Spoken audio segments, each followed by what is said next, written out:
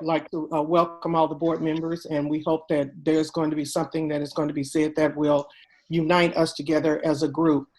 Bridget, would you go ahead and do the roll call, please? Sure. Maxine Drew. Maxine Drew, present. Yolanda Clark. Yolanda Clark, present. Janie Humphreys. Janie Humphreys, present. Randy Lopez. Randy Lopez, present. Wanda Brownlee Page. Wanda Brownlee Page, present. Valdenia Nguyen. Valdenia Nguyen, present. Stacy Yeager. Stacy, present. Welcome. Thank you. Thank you. Just wanted to make sure again that we go through the board norms and protocols, that we do agree to respect differences of opinion in making decisions for the district, to follow best practices in managing the superintendent and the management of the board itself, to stay on task when conducting business for the district, including while at board meetings, to never surprise the superintendent or each other when conducting official business of the district, to read these norms at the beginning of each board meeting and board workshops as a reminder of how to conduct our meetings, to continually self-check to determine if we are following our norms when conducting district business. And with that being said, I need a motion for us to approve this special agenda meeting. So moved.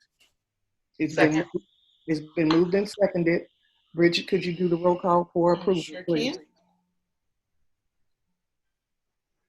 Hold on, sorry. Maxine Drew. Maxine Drew, yes. Yolanda Clark. Yolanda Clark, yes. Janie Humphreys. Janie Humphreys, yes. Randy Lopez. Randy, yes. Wanda Brownlee Page. Wanda Brownlee Page, yes. Valdenia Nguyen. Valdenia Nguyen, yes. And Stacy Yeager. Stacy, yes. Thank you. Thank you.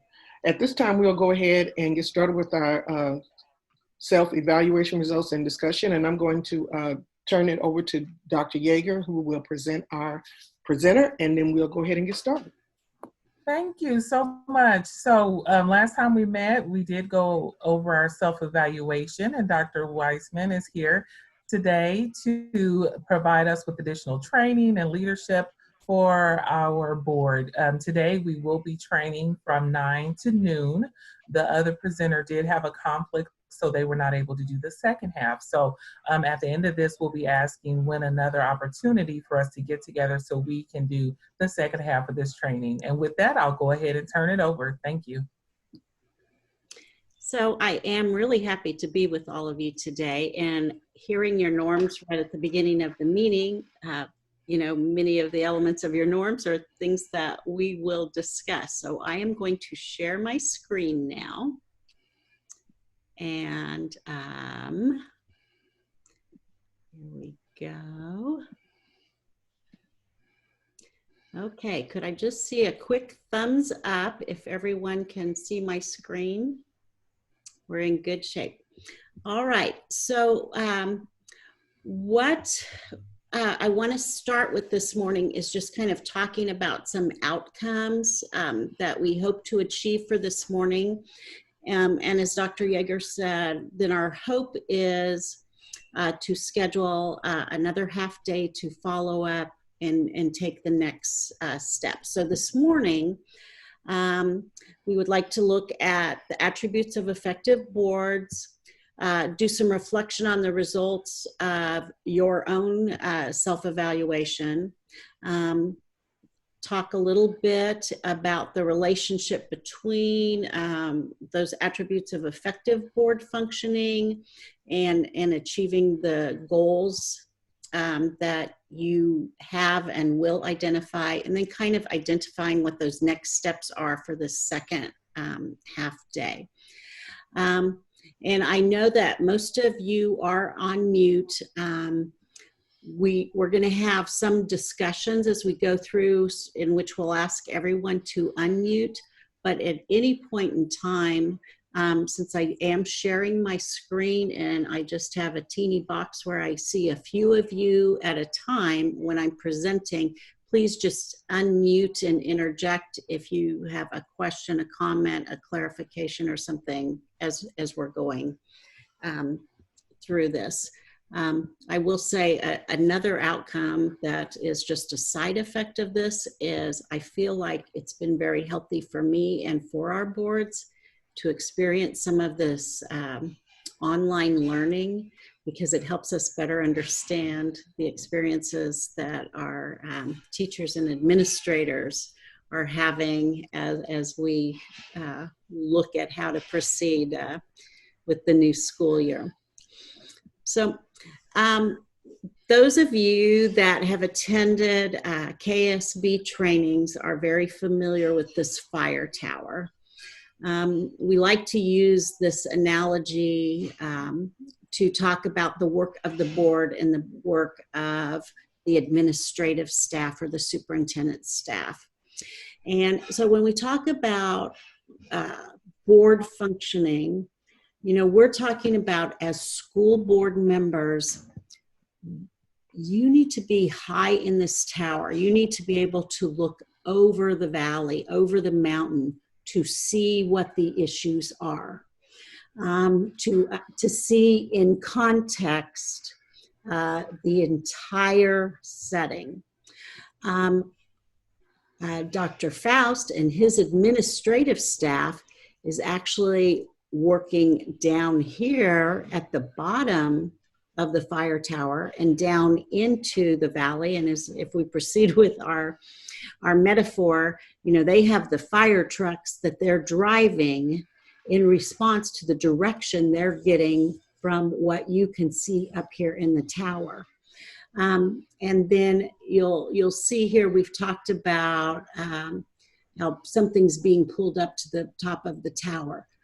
That kind of continues the metaphor to illustrate the idea that there has to be communication between the two, and part of how you provide direction in the what that you want to accomplish is from information that you get from your superintendent and his staff to help you better understand what you're seeing down in the valley. So the other metaphor that we use to go into a little more detail when we're talking about the relationships between the two are what we call the governance clock.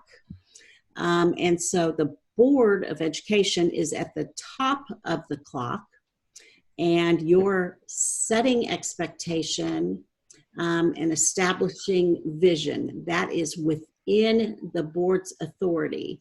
So when the vision has been established, then you adopt policy that will allow that vision to be realized. And then we start to move down into the superintendent section of the governance clock. And then the superintendent and his staff then develop plans that will implement your policy. They implement those plans and continue to monitor the progress towards those plans. And then the superintendent gives you data so that you can then evaluate the results to determine if the vision that you had established has been realized or if you have made progress towards that vision. So we talk about this line here that separates them is permeable. It is a dotted line. It is not a hard line because there is communication between the two, and that is a critical aspect of being able to have a little bit of permeability here so that the superintendent can have the authority that he needs to do the work that you direct him to do. So the superintendent is leading and managing and providing supervision over the work that he has directed. So you've probably heard us talk about the top of the clock being the board determining the what, and then the superintendent comes up with recommendations of how it can be implemented. So on both sides, the board is going to express why this is the vision that they think should be realized. It's not just created out of, broadcloth. the superintendent and his staff then are also able to say why they think this is how the what can be accomplished. And so this is how we try to delineate these roles. So what I'd like to do, if we could have you all unmute, we're a small enough group that I elected to not try to do breakout groups, but just to have us discuss as a group. And just start with, can you as a group think of an example or two of recent action that you've taken that falls, you know, in the top of that clock? That's something that's within board authority that you've done recently. Could you share some ideas?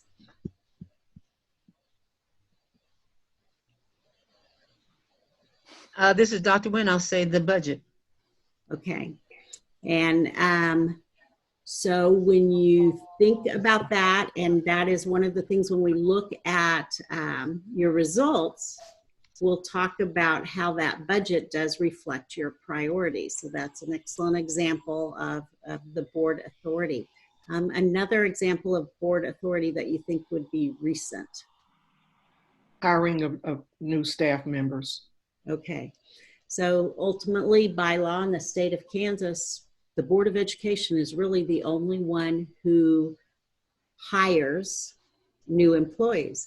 And that's an excellent example of that permeability, because it would not be appropriate for the Board of Education to interview the candidates for those positions unless it is the superintendent of schools.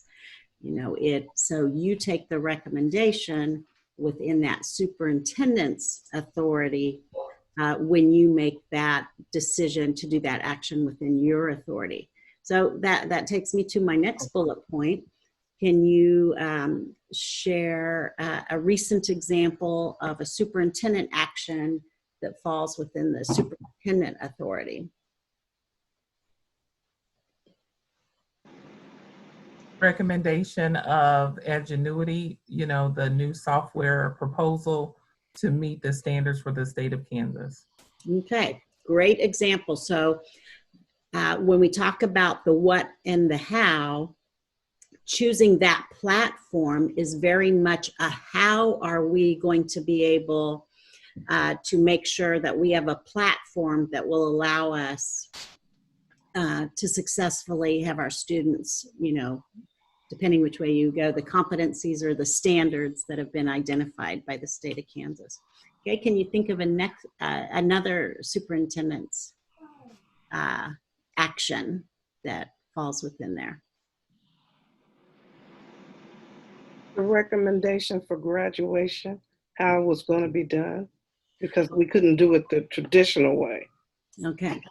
So once again, that's a great example. It's the how. And so what often happens when boards struggle with function is that they want to get into the how. And so it's very important. We always say the most important decision that you ever make as a Board of Education is that decision to hire your superintendent, because you are delegating to them that function of how graduation will be done to meet, you know, whatever guidelines were imposed by you, and in our very unique way today, this invisible virus influenced this.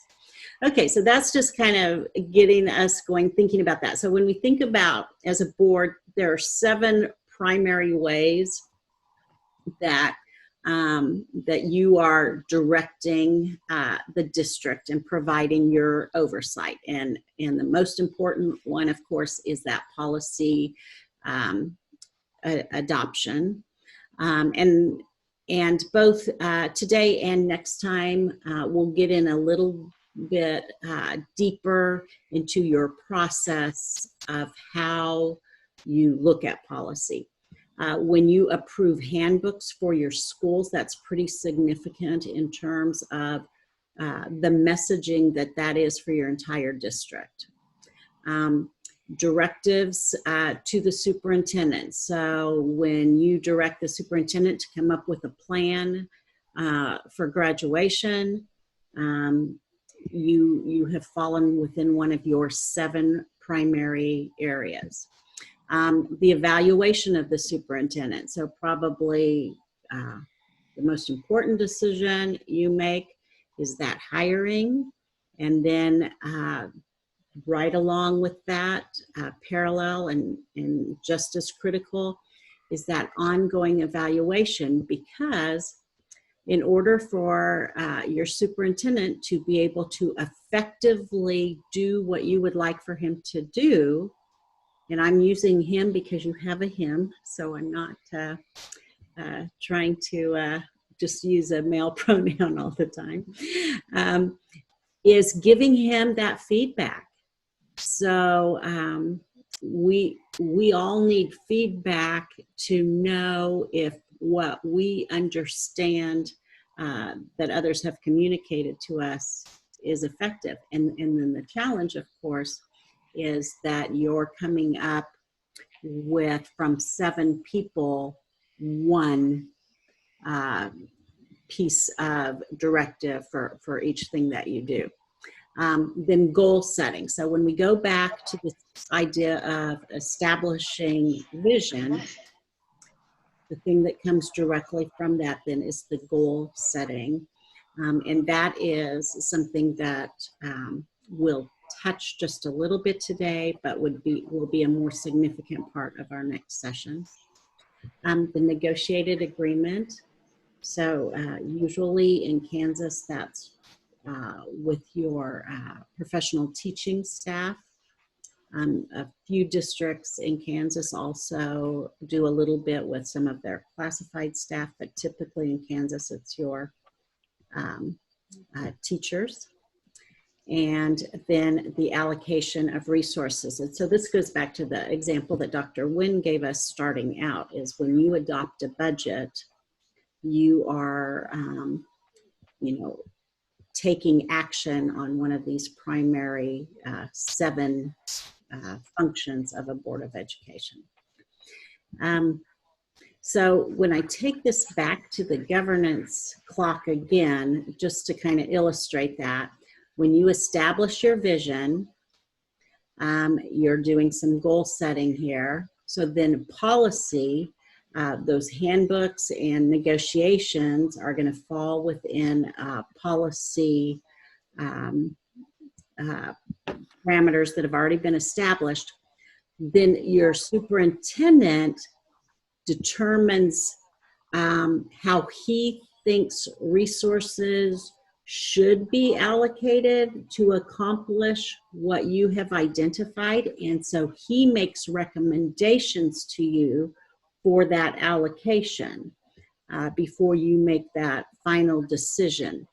And so in order for him to effectively do this, you've provided directives related to the allocation of resources and other what's that you've identified, and then that superintendent's evaluation.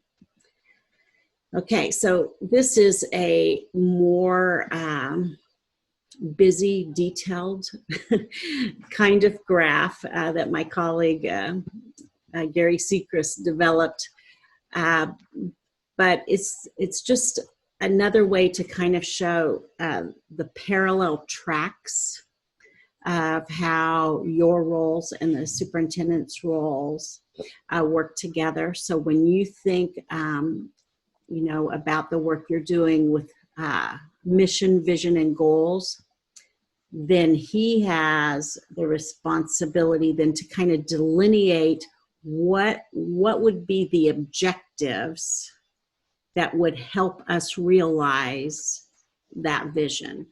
Okay, how can we take steps or actions to realize that vision that you've identified?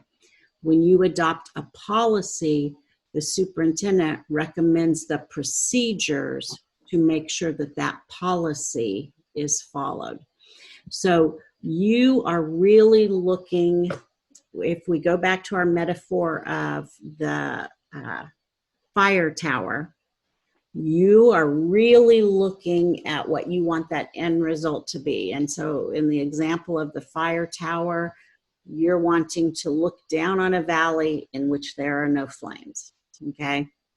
Then it is your superintendent that determines how that valley becomes flame-free. And sometimes I think maybe the fire tower isn't the best metaphor because it capitalizes on the constant putting out of fires that we do know is part of the work we do. But then again, that's what it feels like. I would say Dr. Faust would agree with me. Are there days where it feels like you're just putting out fires all day? But really coming up with the how. So he is making recommendations now. Now, you as a board can say when you examine and discuss the recommendations for implementation that he gives you, if you do not believe that is the best way to do the how, that's why we show, again, this permeability of this line. You have conversation back and forth so that he can better understand why you might not think that's the appropriate how, or you can better understand how he arrived at that process, what other kinds of factors that he had to consider that you might not yet have been aware of. And so that's why it is permeable.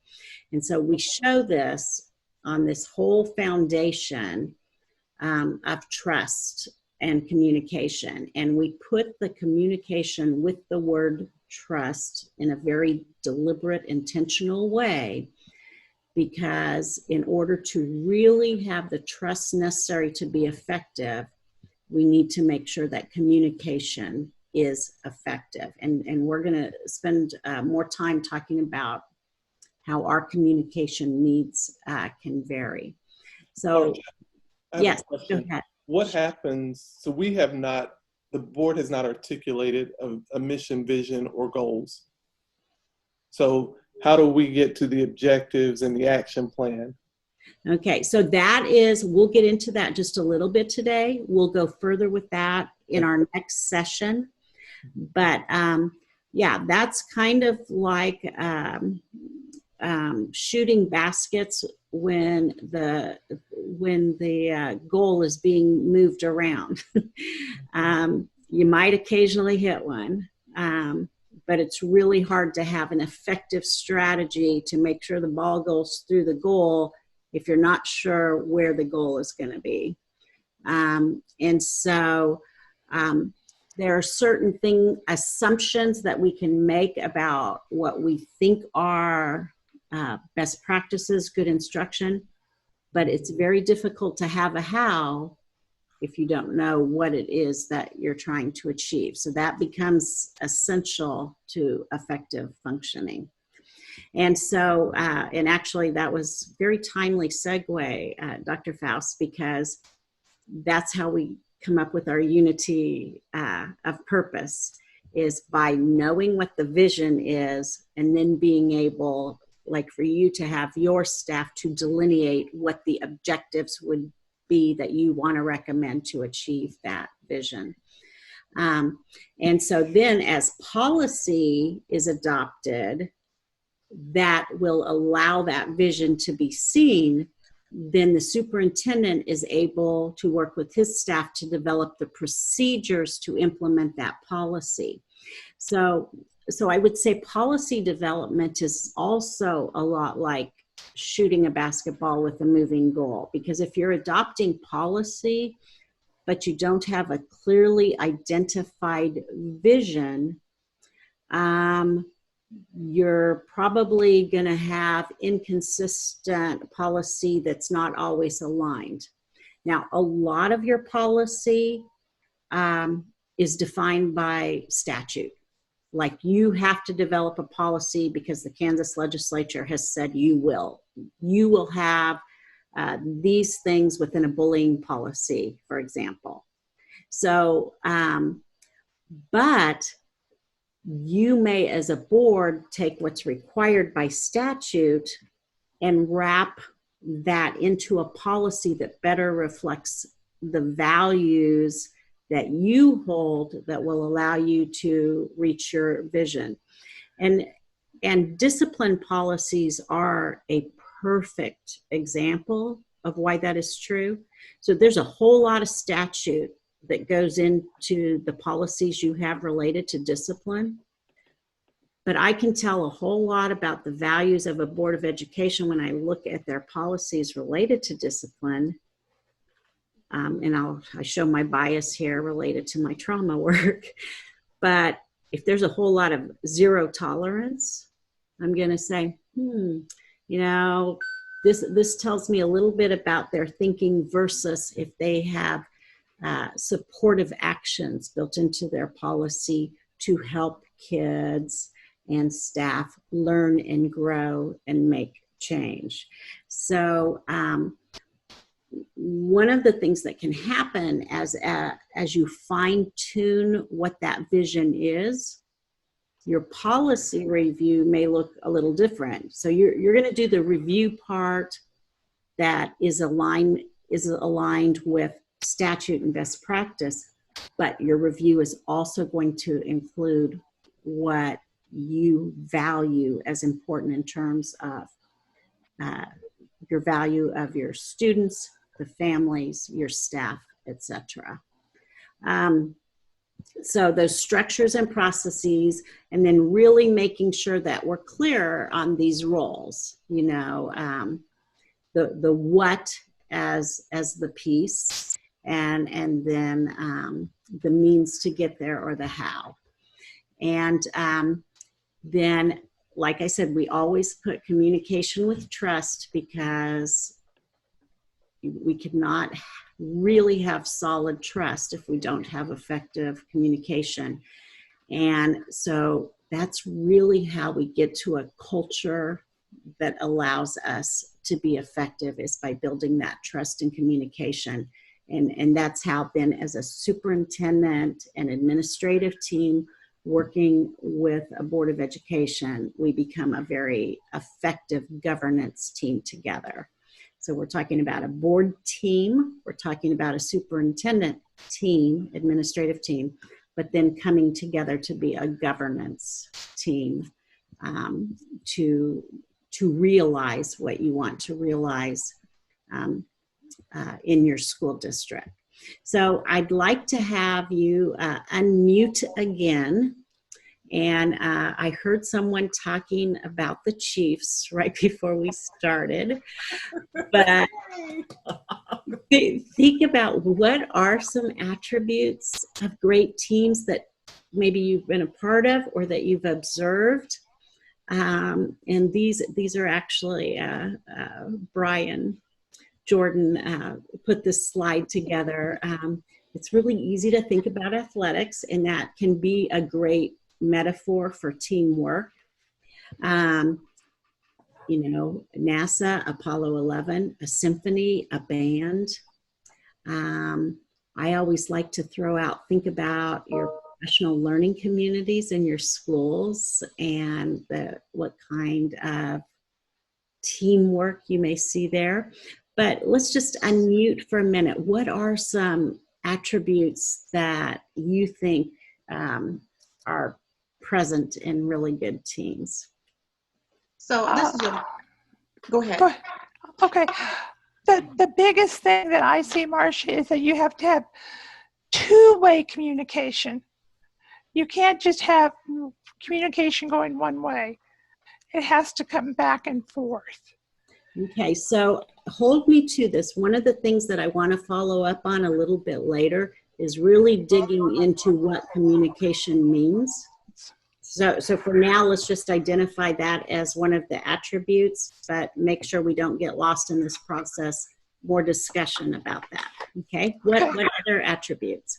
So one that I think about and I try to build teams around are a diverse skill set. So, we don't want everyone to be able to do the same, think the same, and have the same background. I need someone that's able to balance me. And so I think that's important because sometimes we get caught up on experience when it comes to certain things. So, actually, you said diversity of skill set. What else do you think besides like skills do you want a diversity of on your team? Skills. You can take that a lot of different ways. Personality, background, filters, experience. Okay. So diversity can go in a lot of different ways. You can take that so many different ways. Okay. And that's what I want to make sure. So you're not just talking about technical skills, but No. you're talking about perspectives that people bring to the table. Absolutely. Thank you. Okay, thanks. I would add, hi, this is Dr. Stacy. I would add the importance of no surprises. With my team, with my staff here at work, I send an agenda ahead of time. I prep, I send out that communication.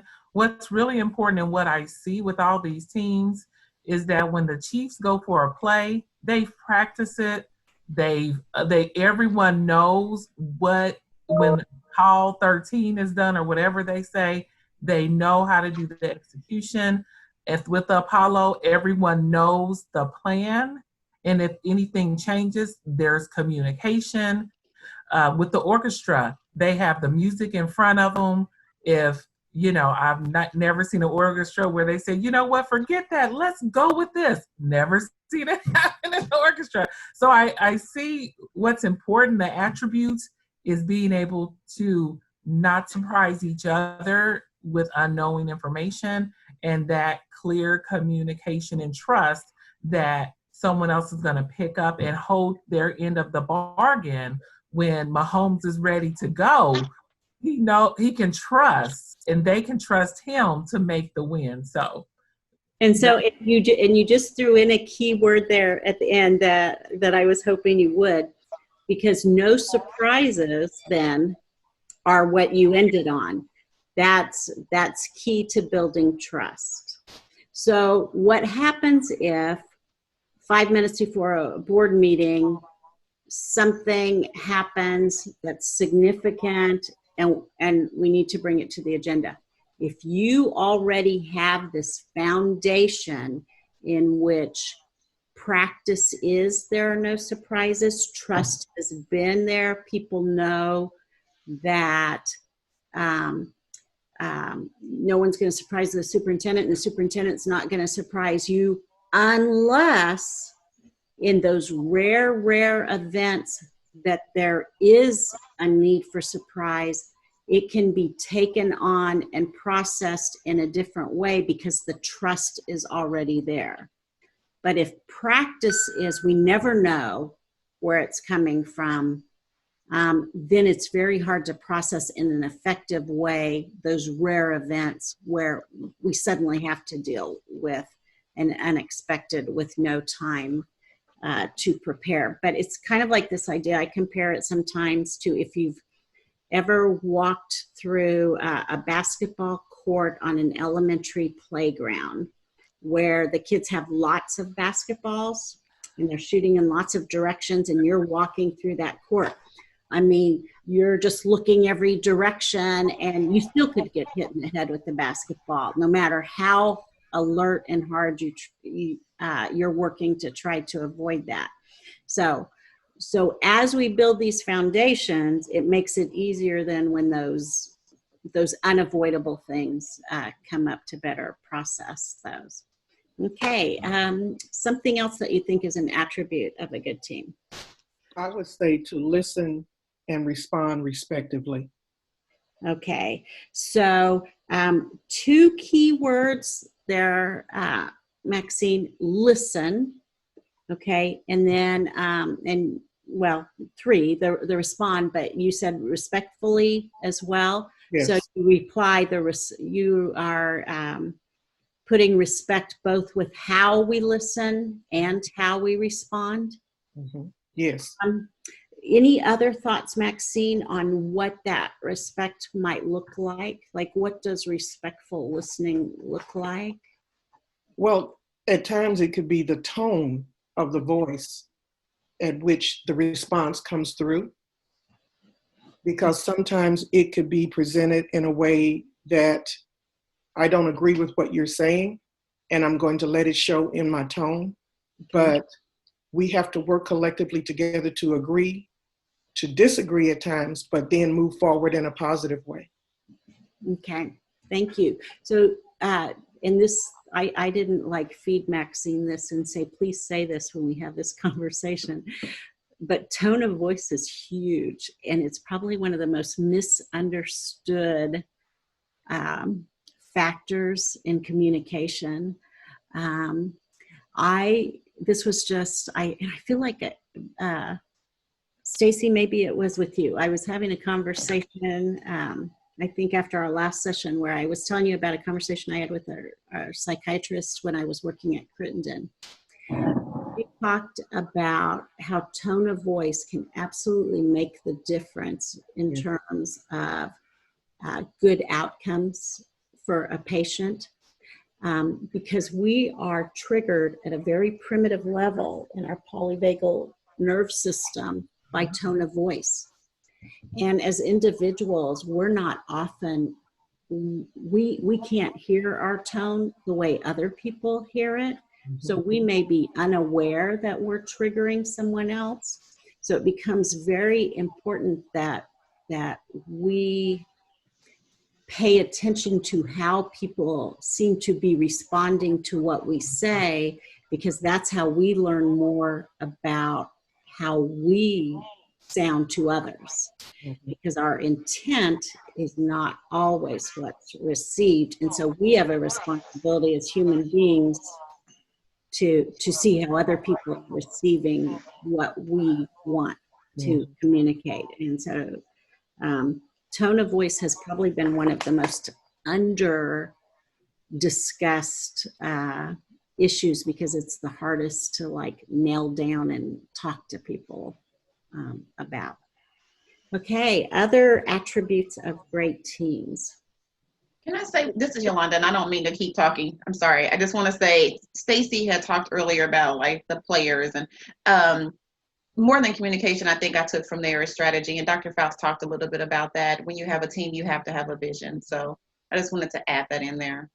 Okay, so can I frame that as you have to, you have a vision or a common destination or a place that you're going. I'm mixing all sorts of metaphors here, but I'll take everything you just said. Okay, other ideas for common attribute or attributes of great teams. You know, I'll reference your Apollo team, the Gemini team with John Glenn. We've seen in the film Hidden Figures the fact that the so-called human computers, the African-American women who were doing all the calculation, never recognized, kept in a basement, blocks away, and then at the very last moment, I would add, you know, what's an attribute of a display of the great team? Trust, but that is verified, because John Glenn would not make that route until the Black scientist, mathematician, had verified that the numbers were correct. So part of that trust then, Dr. Nguyen, if I'm hearing you, is that you have the safe space to ask for that verification or that accountability, and it's not perceived or taken in a defensive posture. And that trust is in some sense a empty word if it has not been verified. You know, you ask someone to trust someone, but they violate that trust, and then it's kind of like, well, I think references have been made to Lucy and Charlie Brown. You know, come kick that little football, and Charlie falls for it every time. And Lucy, she's like, you knew I was going to pull that out from you. But just the point that, we'll get back to the question, the space, NASA, you have a lot of the brains behind the operation are unnamed, but that the public figures know that they can trust and that those mathematicians have verified those numbers. Otherwise, they will die. Okay, so if I translate that then into some of the work between the administrative team and the board, is that the board should be able to ask for data to support the recommendation for how something will be done. And the superintendent's team should be able to ask the board for, and I'm trying to think how to translate it exactly, so you might have to help me, Dr. Nguyen, here, but to be able to understand the reason behind the what. So we always say the why is there. Well, also just make it a little simpler. Show your math. You know, when the Supreme Court, a state Supreme Court asked the legislature to essentially prove that they were adequately funding, they said, show your math.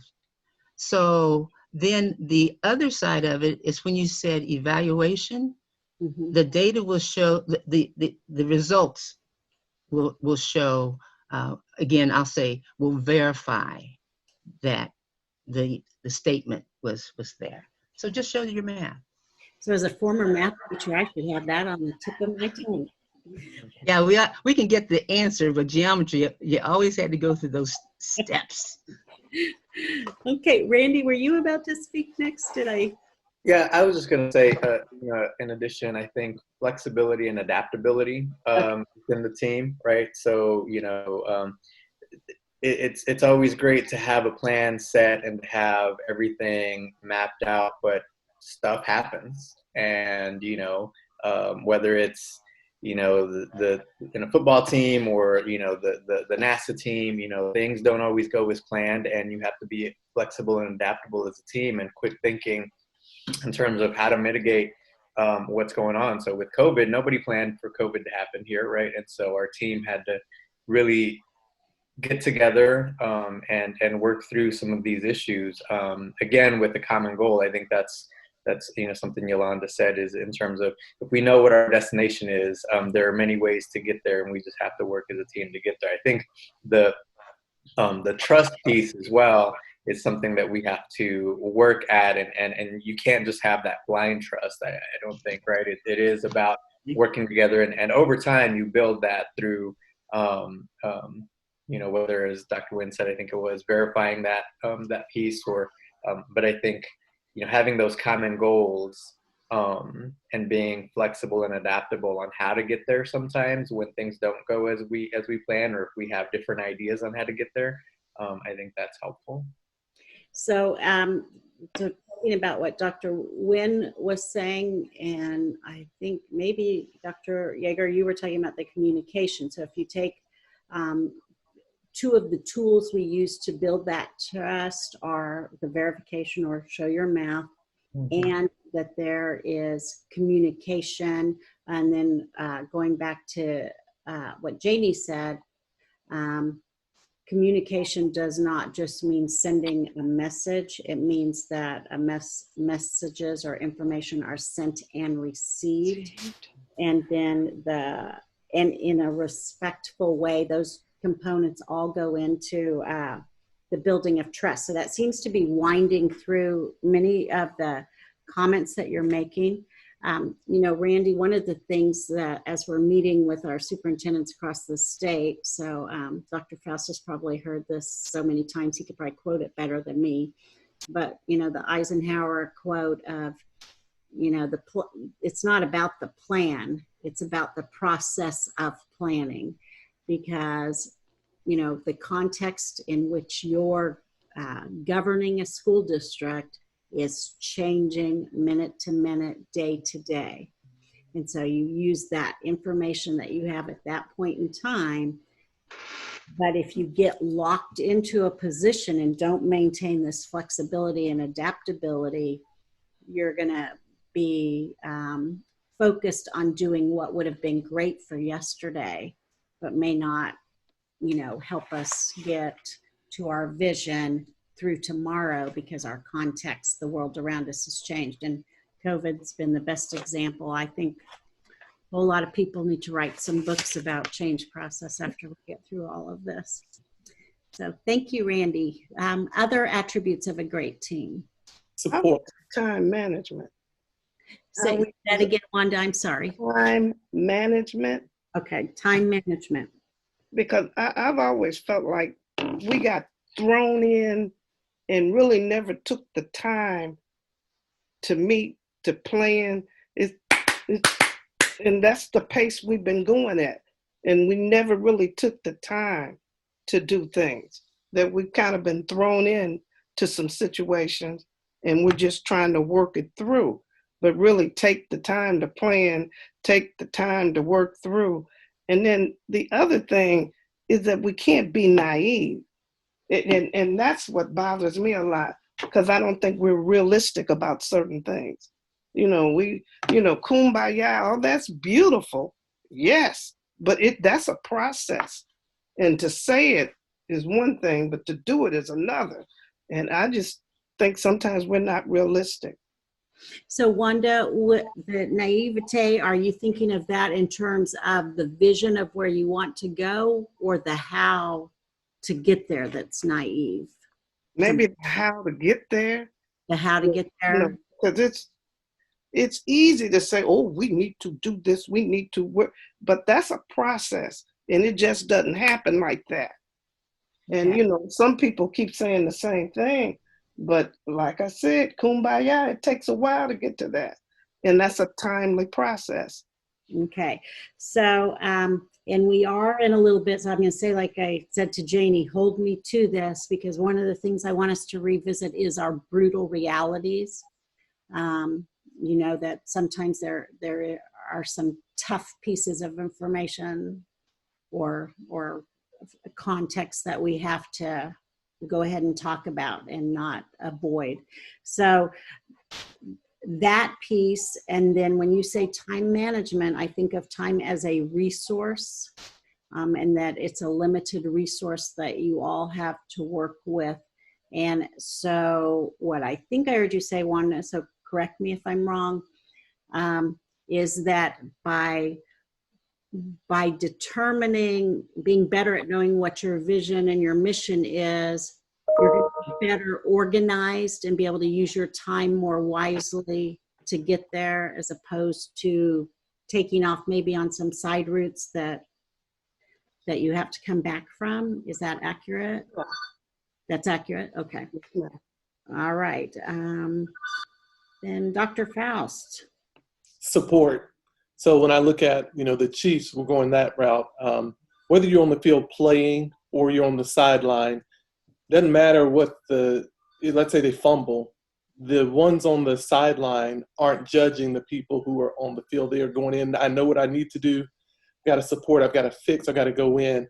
Regardless if, you have a screwdriver, whatever's in your hand, whether you're playing, the rest of the team supports the others who are doing whatever their job is to do. So I think one great attribute is the support. Okay, and so part of what we're talking about with support is, if we have said this is what we want to accomplish, and we've asked for the recommendations and we want the hows, then we have to be ready to truly, going back to what you said, respectfully listen and respond to the hows that have been recommended and support whatever's been done. And I think maybe, Dr. Wynn, this goes back into, so then that trust comes from verifying that we've had this conversation, that we have, but actually this even ties back into what Wanda said, that we don't end up sending Dr. Faust down a route with his administrative team and then later say, no, that wasn't what we meant. That we have that communication and support built in And if it doesn't end up the way we really wanted to, that we can have respectful conversation about why and provide the support to redirect. Did I put words in anybody's mouth? Is that accurate? Okay. Any other attributes? I think also something that you touched on a little bit, and I think it's been inherent in what folks have said, but that confidence and strength in confidence in yourself and confidence in each other. And I know a lot of that is earned, right? So you have to show your value to the team as well, for them to understand your role, and to have that confidence in you. But I think showing that confidence in yourself and your decision making, and also in confidence in the team per se, and moving forward. And again, I know, we've been talking about how it's not blind confidence either. It's earned and shown. But I think that's a winning team, regardless of who you are. You have to be a confident team as well, and in each other. So and that really does tie into this support issue very much. One of the things as an administrator I would talk to my staff about was their role in inspiring confidence in others. So if they didn't necessarily feel like they would be supported, they were less likely to make the parents of their students feel confident that they knew what they were doing. Mm-hmm. So those two things are very much interrelated. And if we don't feel supported, it's hard for us to project confidence, which confidence and lack of confidence can be very contagious. So if you're not able as a governance team to inspire confidence in your community, you're going to have a whole lot more people at your meetings expressing concerns, because if you don't appear confident in your process, they're not going to be confident in what you're doing. So Randy, you talk about confidence in yourself, and we all have to pull from our inner strength to do that. But we need the other people on our team to help us grow that inner strength to be confident. None of us are an island. And so that when we think about the permeability of that line, the superintendent's team cannot be saying to the public, well, I don't really know, but that's what the board voted on, so that's what we're doing. It's a governance team. So the superintendent speaks with the same voice. You, as 7 members, come together and speak with one voice. And then the superintendent's team, meaning him and his administrative team, then support that voice. And no one's throwing, I probably am going to win an award today for how many different metaphors I mixed together. But we're neither is throwing the other under the bus. If somebody is critical, we're all in this together. We're respectfully listening to their criticism, but it wasn't the board's fault, or it wasn't, that's not what we told, the superintendent we wanted. They did it wrong. That you're in it together. If it's not effective, you come back for respectful conversation to look at how to fix it. Do you feel like, from an aspirational way, and Wanda, I'll go back to your kumbaya again, but it takes a little kumbaya to get to our brutal realities. Trust and verify that communication that's multidimensional, diversity of skill sets, background, experience, perspectives, no surprises as one of our tools of building trust, being able to respectfully listen and respond to others, and have some personal responsibility in terms of how we're received and how we project ourselves. Having that common vision, destination, knowing what it is that we want to accomplish. emphasizing flexibility and adaptability, that it's going to often be necessary to change things. Be very cognizant of how to manage our resource of time, that we have to really identify what our goals are so that we can effectively make good decisions, and also realize that we can't be naive. We have to take on our brutal realities, or else we're going to just be spinning in place. If we think, oh, that sounds good, and we start progressing around someone and no one really raises the brutal realities that are going to ultimately determine whether or not we can do this. The idea of support on both sides of the governance team, and the importance of instilling and building confidence in ourselves and in others on our team. Did I miss other points that you raised? Okay. That was a great summary. What was that? I said, I think that was a great summary. Okay. Yes. Okay. So let me take us through just a little bit of something, and then I want to give you all a break. Do you want to take a break before I go further? You want to take it now? No, well, we can go ahead. Okay, so I do want to give you a break here pretty quick, but I'd like to do a couple more things if you can hang on. Okay. So I don't want to continue to, beat this into the ground, but just as a quick thought, so as you think about the attributes that we talked about, your conversations really were basing that on what you thought a great, at least what I thought I heard you saying is that you were talking about what are the attributes of a great team. Just the only thing that I'd like to pursue a little bit on this just briefly in just conversation is would any of you be willing to share what it feels like to be part of a really good team versus a team that doesn't feel as effective? And the feeling part of that, have you been part of a team that's not very good and then part of a team that is, and what are the differences in how you perceive yourself? I would, this is Stacy. I would say being part of a great team, it feels good. You're confident in what you're doing. You're working in sync with each other.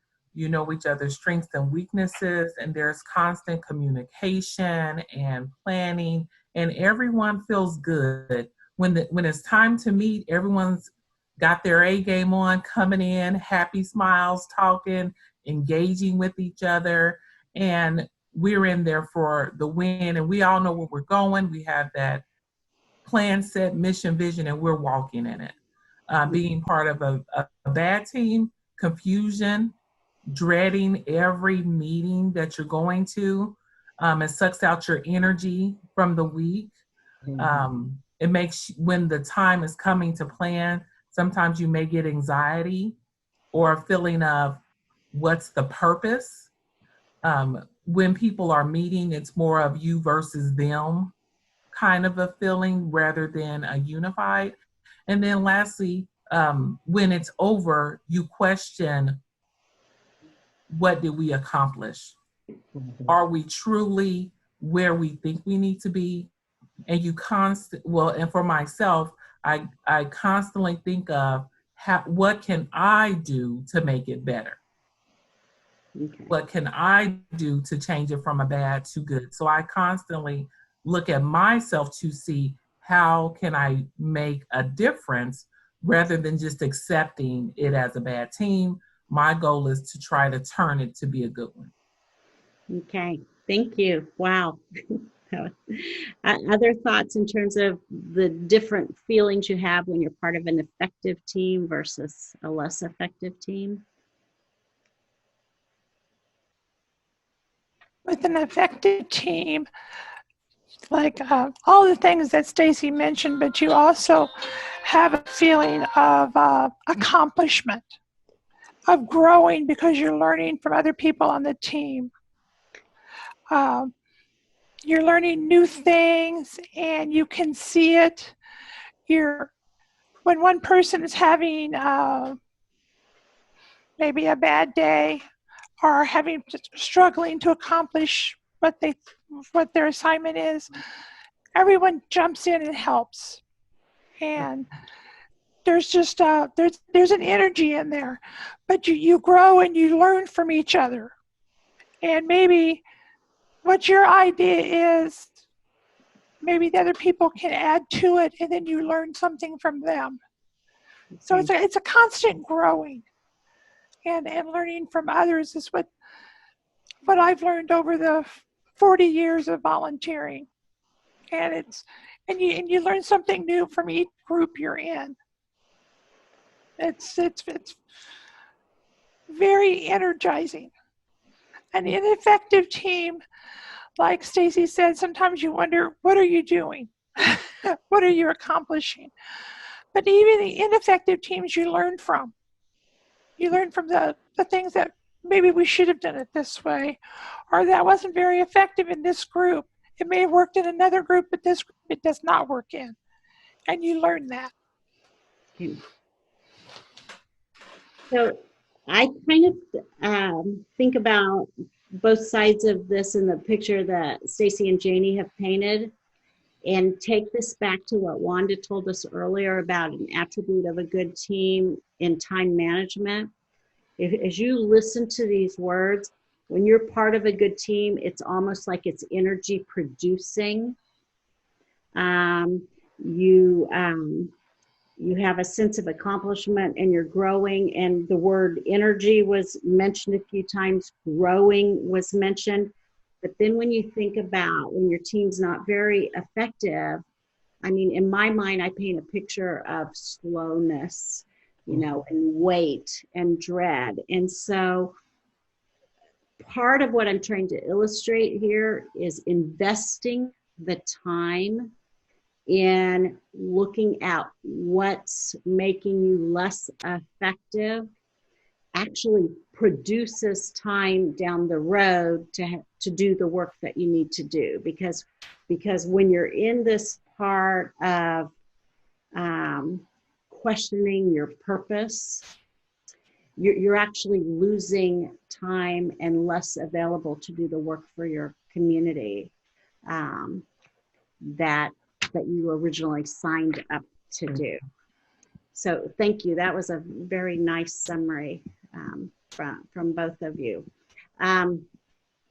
So just kind of a closing here, and sorry, I have to keep moving your faces all around as I move my slides. So when you come onto the board, there is a process of evolving. So those of you that have been on the board longer can probably realize this, but you're moving, from this idea of, my kids to our kids, my school to our schools, my particular interests to our common interests, my particular niche to our entire district. There may be, parts of the district, especially in a district your size. I'm sure there were parts of the district that you had less knowledge of than others. So would now be a good time for everybody to take? Is 5 minutes enough? Do you need more time than that? If you need more time, say so. It's really easier on my side than yours. How much of a break do you need? I think 5 minutes is adequate because we don't have to share restrooms. Okay, so I'm showing 10:04. So how about we just say we'll be ready to roll at 10:10? Does that work for everyone? That'll be fine. I Fresh think in so. your copies, all of that. Okay. See you back shortly. Thank you.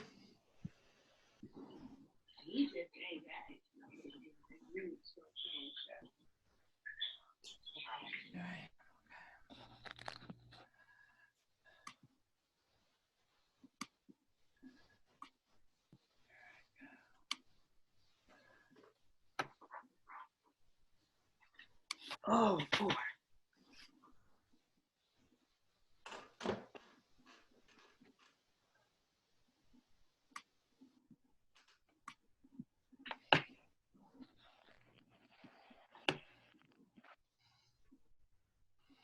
I knew it was time for a break because I need to get new pencil lead. I had pencil to write with.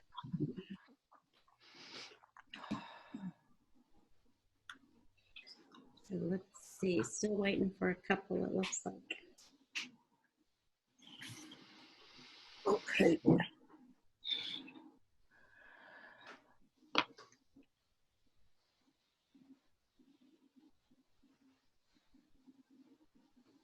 Everybody back? Let's see, is Yolanda back? I don't know. Her picture's not up yet.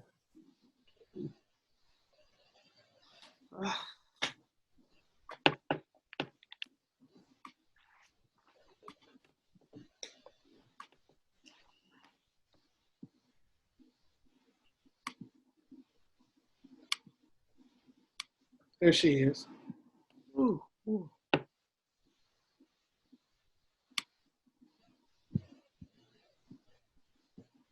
So Maxine, you can see everyone now?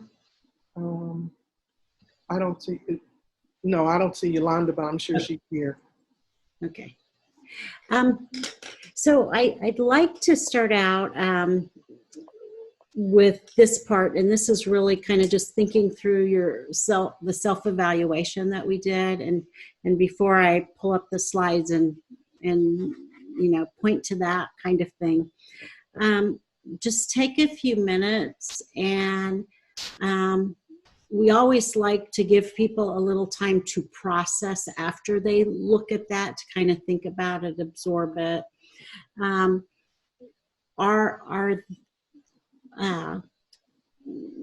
After you had some time to think about it, what are your takeaways after you looked at that information? What did you come away feeling like as a board you needed to do next? And I'm asking this in two ways: as a board and as an individual board member. What were your thoughts about what next steps might be?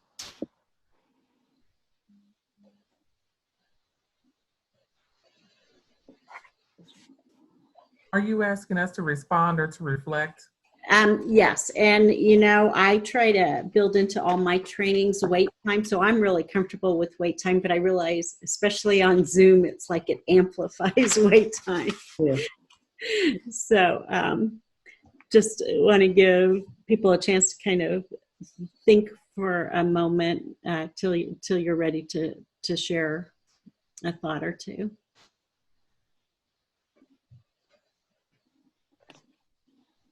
Could you repeat it one more time to make sure everybody is clear?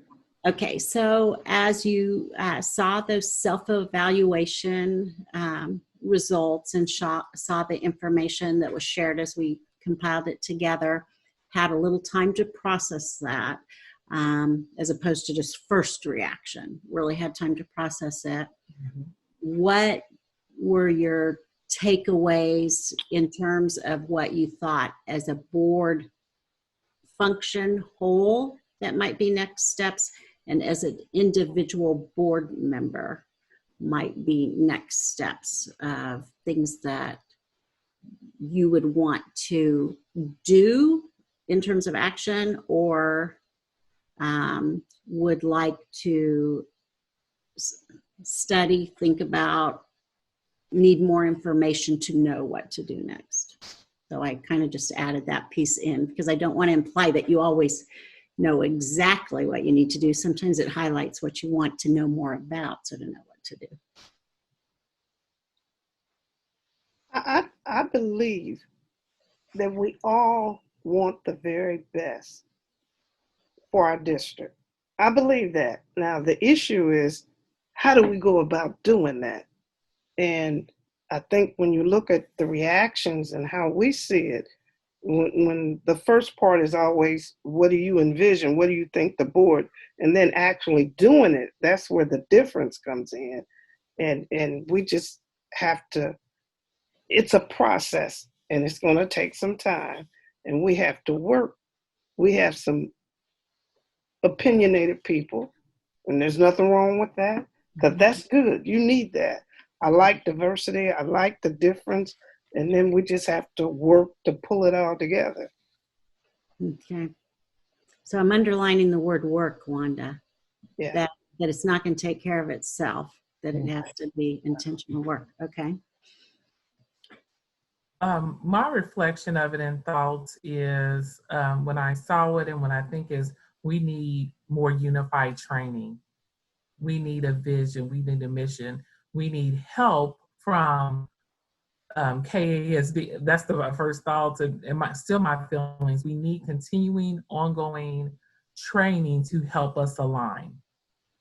Because we all, as Wanda said, we're different. We have, which is great. And we need help pulling it all together. Also, I see that, we may have unified goals and visions that we think of individually, and we need time together to help that align with our vision and mission. So I saw that we need more time to work together. Right. And we need to, as a board, put in additional areas or time frames set aside just for us to have time to build with each other. Okay. Okay, other thoughts? I think trying to reflect and understand where people are coming from, right? So we all answered, and I think something you said, Marcia, when we last met about, and with any survey, when you answer, you're kind of answering in that moment how you're feeling and it taking into consideration everything else that's going on around you, right? But why did people answer the way they did? And I know it's all anonymous and that's great, but I think for me, it's like, okay, why are we feeling this way? Why did I answer in certain ways? And why did other folks answer in certain ways in order to get to that, what Stacy was talking about of training to be, better together.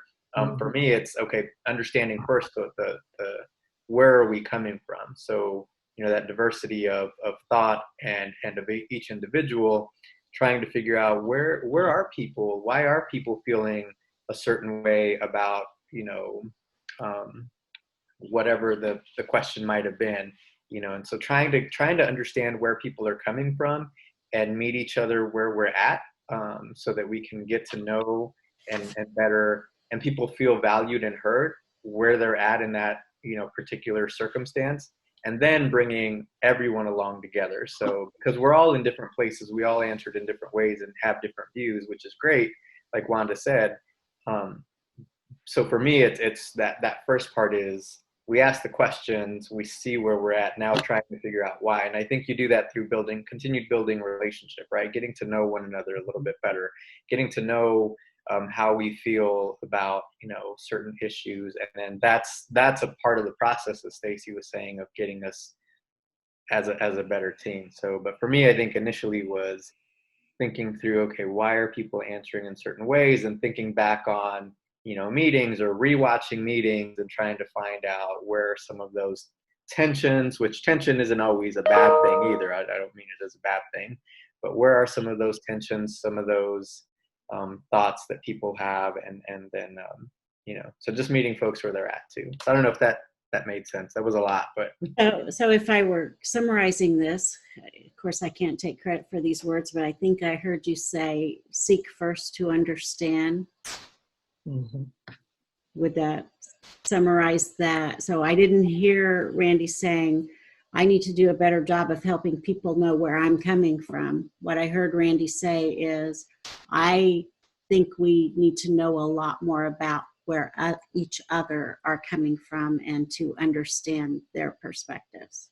Yeah, I think that's spot on, because as Ms. Wanda said, we all come from different experiences, perspectives, and have different lenses that I think are valuable. And so understanding those will help us be better informed when we're making decisions as well. Okay, thank you. Other thoughts? And Yolanda, and you may have been able to hear us, I'm not sure, but we're just kind of reflecting on what you took away after you kind of processed the self-evaluation, Okay. both as a whole board and an individual. Okay, thank you. Well, one of the things that I agree with Stacey is we need to have a vision as a board. And once we have it, to catch that vision, to practice and demonstrate a progressive growth rather than looking back, move forward. But at times we can look back, but not at the point of tearing down, but to building and moving ahead. The only way that we can do that is we have to make sure that we do understand where we want to go. But if we don't put a vision in place, we'll keep looking back, listening to comments, looking at each other differently, but not necessarily moving in a positive way. So I believe we need to practice and demonstrate a progressive growth as a board. Okay. All right, so what I'm putting in color here is the progressive part of this. So you said there's some value in looking back to see where we came from, but the focus needs to be on building from that. Yes. So that we keep moving forward. Yes. Okay. Other thoughts? And to not make it personal. I agree with everything that's been said. I don't think I need to repeat all of it, but I do like to know where people came from, so you can understand why they're responding in the way they are, because that helps understanding. When you understand each other, you understand people's points of view, and that creates knowing each other, and it helps you move forward, because everyone has grown up in a different way, has different experiences, and that shapes your outlook. But if you don't share those experiences, it's hard to move on. But there is a way to share it and move on and not live in the past. As several people have taught me, that you need to honor the past, understand the past, so that you don't repeat the past, so you move on and make sure it doesn't happen again. Chester Owens is one of the people I've learned so much from. He shares what has happened because he doesn't want it to happen again. He says, if you don't know about it, how can you keep it from happening again? And I'm in that generation where a lot of things that happened in the 60s, I was too young to know about. And it wasn't talked about as I was growing up. But I've learned as an adult about that. And that it's immeasurable. I can't say how much it's meant to have Chester and people tell me about it, so that I know as an adult. I wasn't exposed as a child, so I had no way of knowing. But as an adult, I am. So my eyes have been opened. And without people like him to tell me about it, because it was not in history classes, as Wanda and everyone knows, that was not taught. So I can be educated about it. To me, that sharing and education is very important. So I can understand where someone's coming from.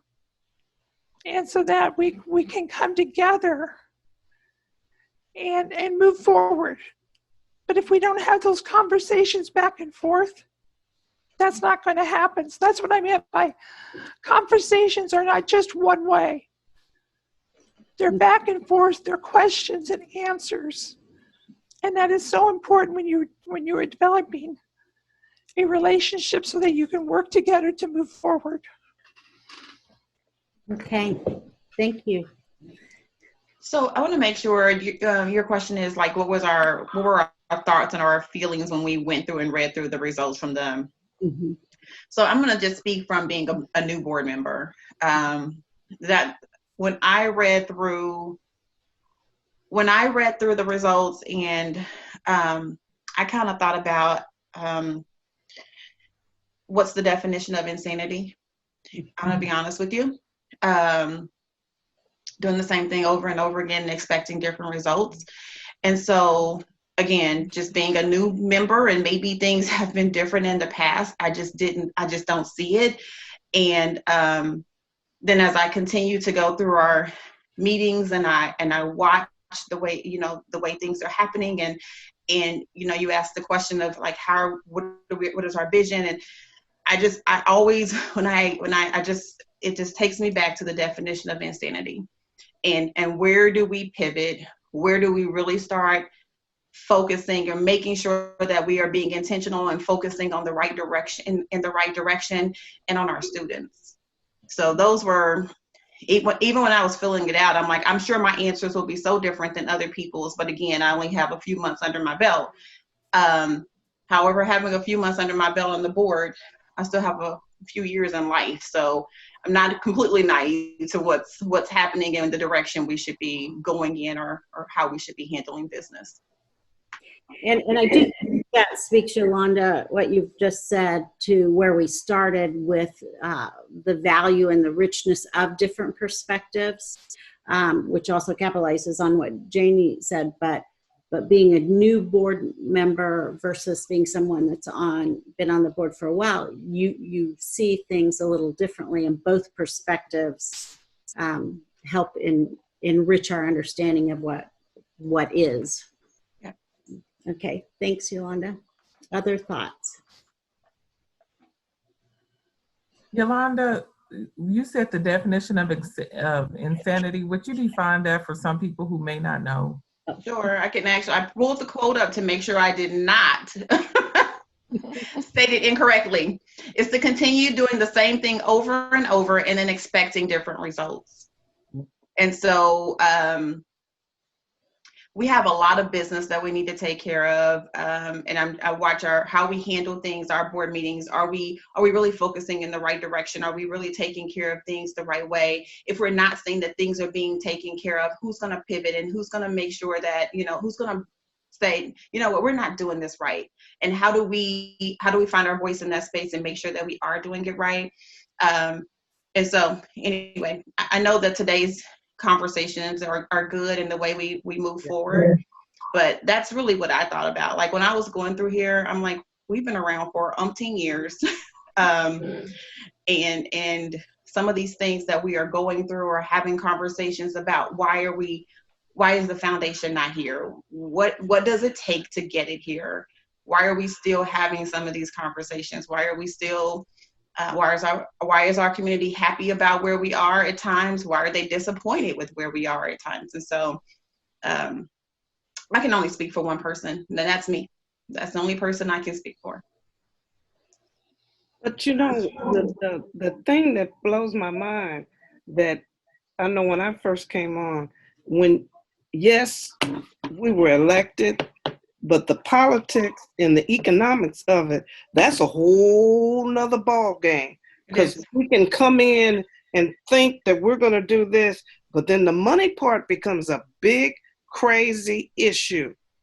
And the politics of it is another big, because we talk about a team, but this is a different kind of team. Mm-hmm. This is a team that was elected. We all ran on something. Somebody believed in what we were saying. They voted for us because they felt we were going to represent them and do what we needed to do. So we got that. Then when you get in and you think, oh man, look at this budget. Then you got all these undercurrents. You're trying to deal with that and still try to do what's right. The politics is a beast. That's the part that we seem to be maybe naive about, because it's a big piece of the pie and you can't ignore it. It's the beast. And it's that elephant in the room you got to deal with and still try to do what's right. Now, I don't know how you do it, but it gets crazy because you just think, damn, I didn't know we had to do all this. And then when you start dealing with the mudslinging and people don't want you to do this and you're trying to do that, I don't know, but it's just crazy.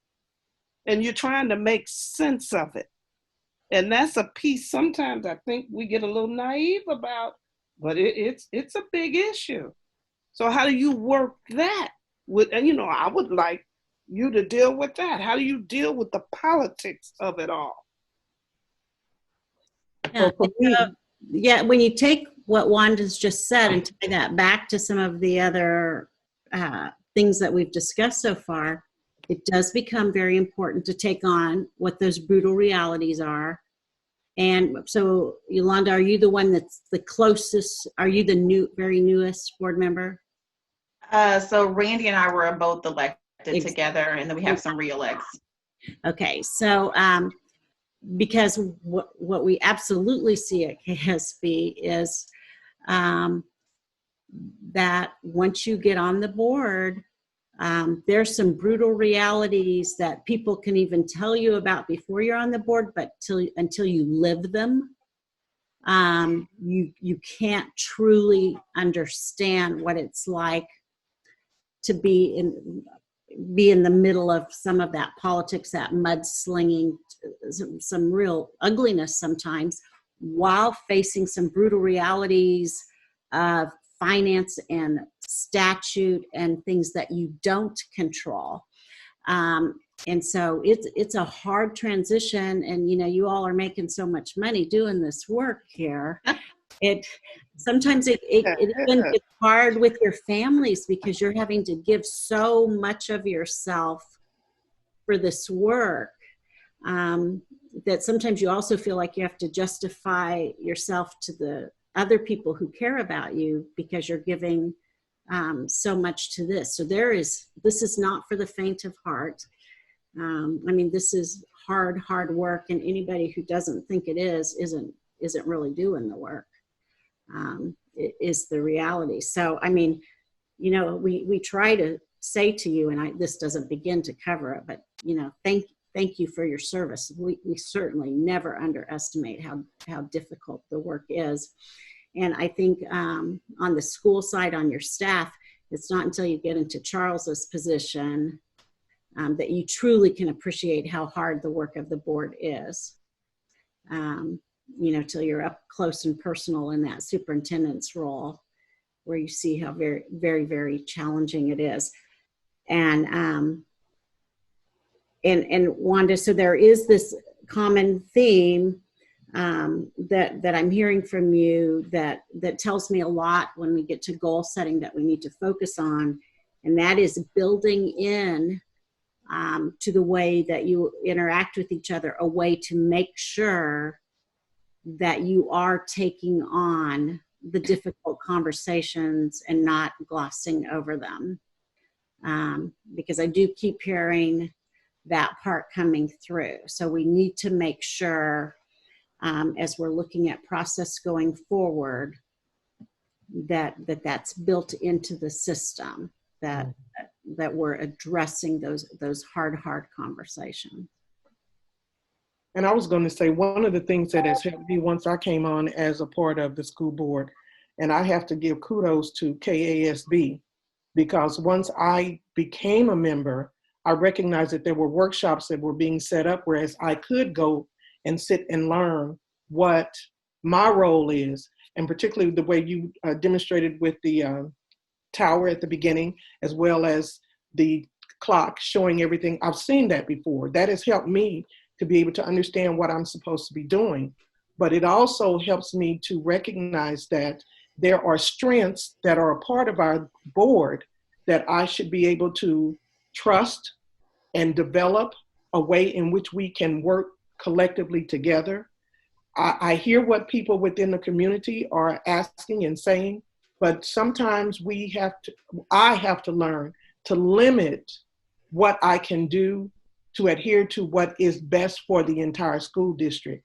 And that's why situations such as where we are now with having this workshop does help me to make better decisions, to try to stay on the path to do what is right, but yet and still not be as critical to others, but then again, to take what they are giving me as a learning experience to help me to be able to do better. You know, I'd like to add that first, I'm a history major, so I do come with the perspective that past is prologue. And also that while, and this just is probably the age-old problem of generation gap, that sometimes experience is resented. And if, it's not that the grandma said I walked to school 5 miles every day in the snow, which we know was a lie. But if as I look at these bars, it's kind of like we're about half capacity. We're operating on maybe half of our cylinders. Yet the last column, that we know we are capable. So the confidence in the board, the confidence in the district, that people are highly educated and they have the capacity, or we wouldn't have hired them, nor would the people have elected us. There were other people who could have been elected. Now, I am also in politics, so I serve in the Kansas legislature with a lot of people who turn around and go, wow, who's in your community, who elected you? So I get that. But I believe and I feel many times our members disrespect experience. And I'll say experience that is verifiable, but totally resented. And that is, for me, is partial explanation of why we are operating at 50% capacity. So this is an interesting topic, and I find that this is one that I'm always more interested in as each year passes and I get a little older. I'm like, why couldn't I live during that time when elders were respected and put on a pedestal and held in high esteem? Because, now it's my turn to sit on the pedestal. And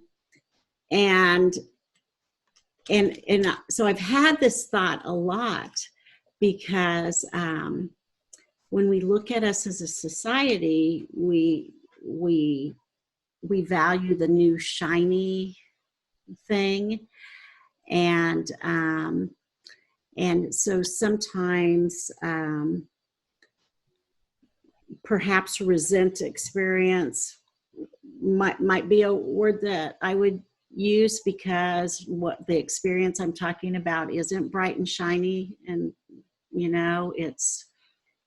it's rugged and scratched and worn, and the context of my experience isn't always the context of today, but that doesn't mean that my experience doesn't have relevance for today. So I have to be able to see through both eyes that my experience was in a different context, but I learned a whole lot, and I have something to offer from that might help this young person who has no idea. I'll just use this example. My daughter's going to be having a baby in about a month, and we're living in a pandemic. Mm-hmm. And yeah, it's a true statement that I never gave birth in a pandemic. True statement. But what she has no way of knowing is, with this being her first child,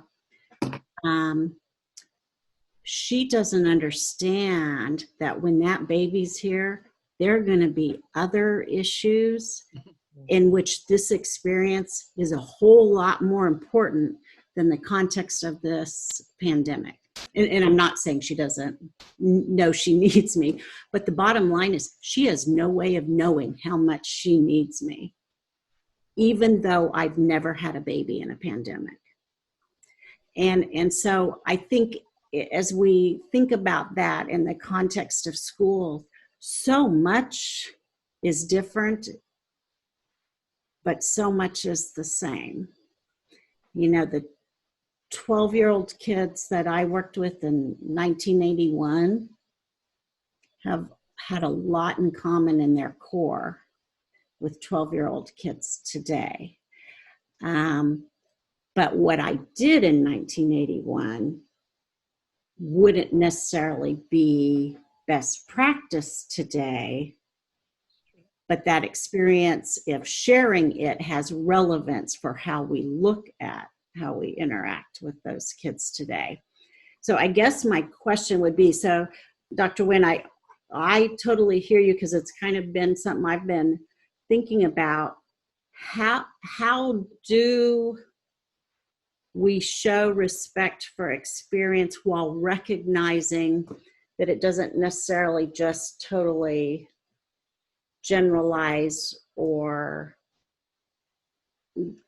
we don't necessarily take those practices and just apply them to today, but how do we show respect for what we can learn from them? Well, first, I'd reject your add-on that I did not clarify. Pedestal is not part of that, because everybody. That's okay, but because it comes with it. Because all elderly are not by definition due respect. So that goes back to my trust and verification. Mm-hmm.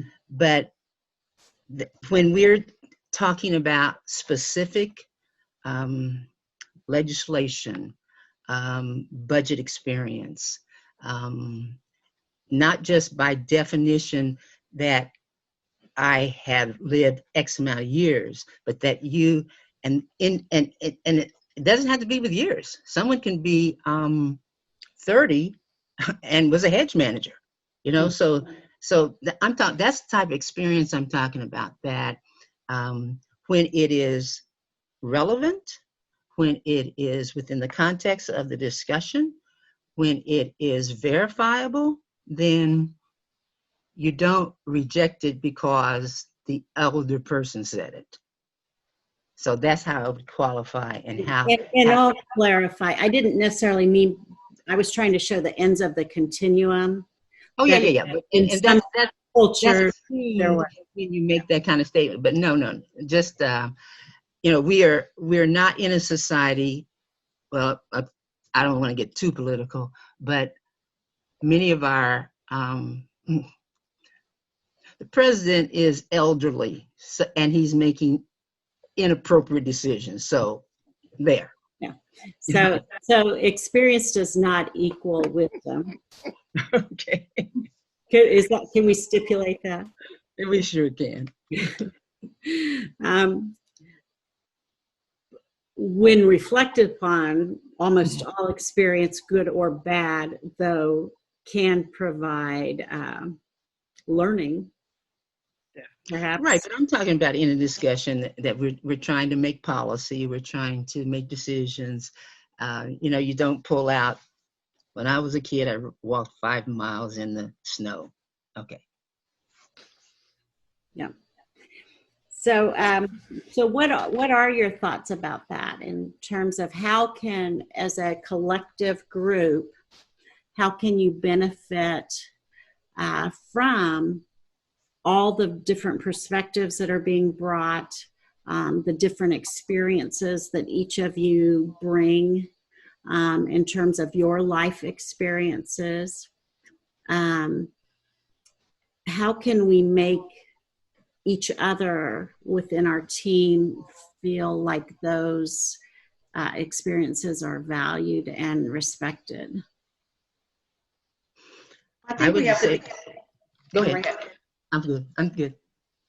I was just going to say, I think that we have a lot of we have a lot of strong personalities on our board, and it's a good thing. I mean, it's good. We all have good backgrounds, and so we have to sometimes be intentional. I have to be intentional on how I listen. So active listening when things are coming my way, and everyone communicates in a different way. So how do I remove the filter and get down to where to the nuts and bolts of the conversation or the delivery of what's being said to me? That, and I can only use that for myself, because someone may not handle things the same way that I'm handling, but just because it wasn't handled the same way, I want to make sure I'm not disregarding what was said, or if it really does benefit our kids, because that's who we're here for. Okay. So Yolanda, that was really helpful to me. You really painted a picture for me when you said remove the filter of the delivery, to really see what the nuts and bolts of what were communicated are. And so one of the things that, depending on how much more time that you all have and would like for assistance, but I think there would be some real value, and we're, depending on how we do on time here, we may get to part of this today, but in our own communication styles, but as a team, having a deeper understanding of each other's communication needs. So instead of maybe in some cases feeling offended by what someone asks for, recognizing that that's a unique characteristic of their need for communication. It does not necessarily represent a deficiency in the way I communicated.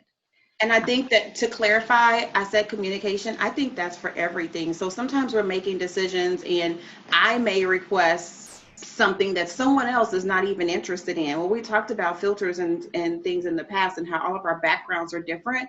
So if I'm getting ready to make a decision on something and I've asked for, or I need clarity on something, the way I think and the way I process, I need this if you want me to be able to make an intelligent decision. My background is different than yours, and so my questions are different than yours, but it goes back to the question of what makes an effective team. So that adds to the richness of you as a collective body, because you're going to notice and think and ask about different things, than Wanda may ask and notice. She's going to ask about different things, perhaps based on her background experiences that she had. Yes. Okay.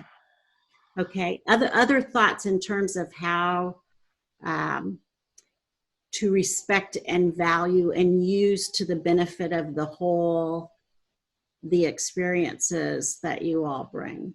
I would say I think it's important to understand as well the efforts from others, meaning that when we're presented with information and clarification, knowing the efforts from others have, put in and looked through and thought about what needs to be brought to us in order to effectively know what's needed. And the caveat is also understanding how our decisions have an impact on the administration. Because as you mentioned, we have the big picture and then communicate it to the superintendent and then ask for things. But what if it creates a bottleneck? What if it creates a harder process? Where is that conversation? Where does that conversation need to be had? We need 5 more reports added to our meeting for next Tuesday or whatever.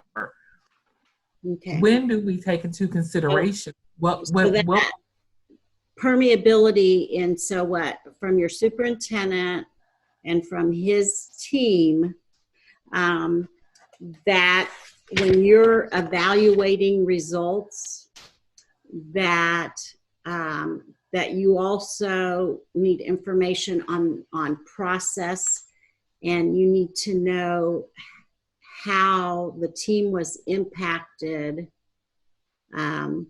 by being asked or directed to do what the board asked them to do.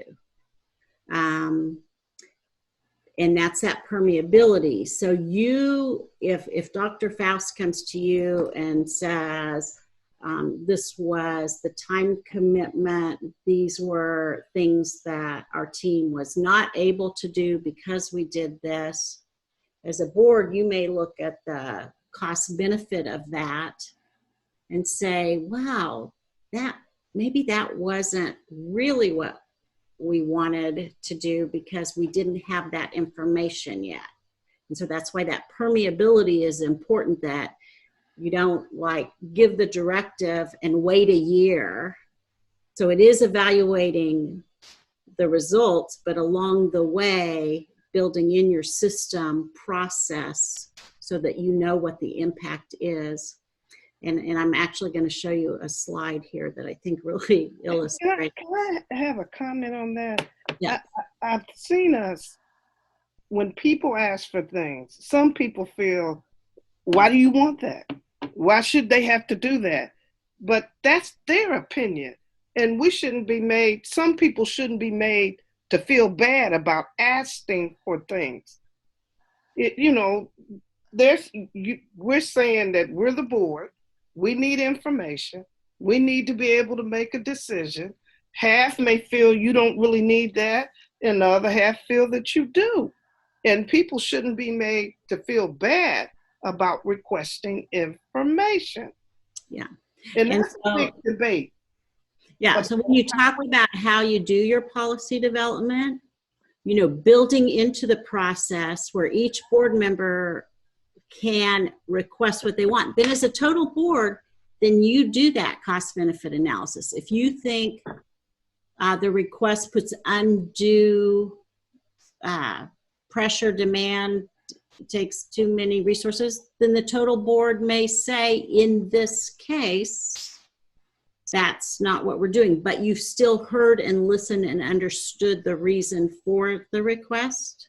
Or it could be like, as in Yolanda's example, you're bringing a perspective and to ask a question because you've been on the board a long time, and the last time the board went through this, what happened, and so of some information to ask for that a new board member might not even think of.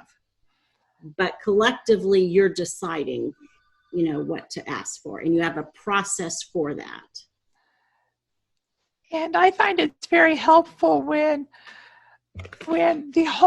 one board member may ask questions for information, but when it's shared among the whole board, the answers, a lot of times you're going, wow, that is good information.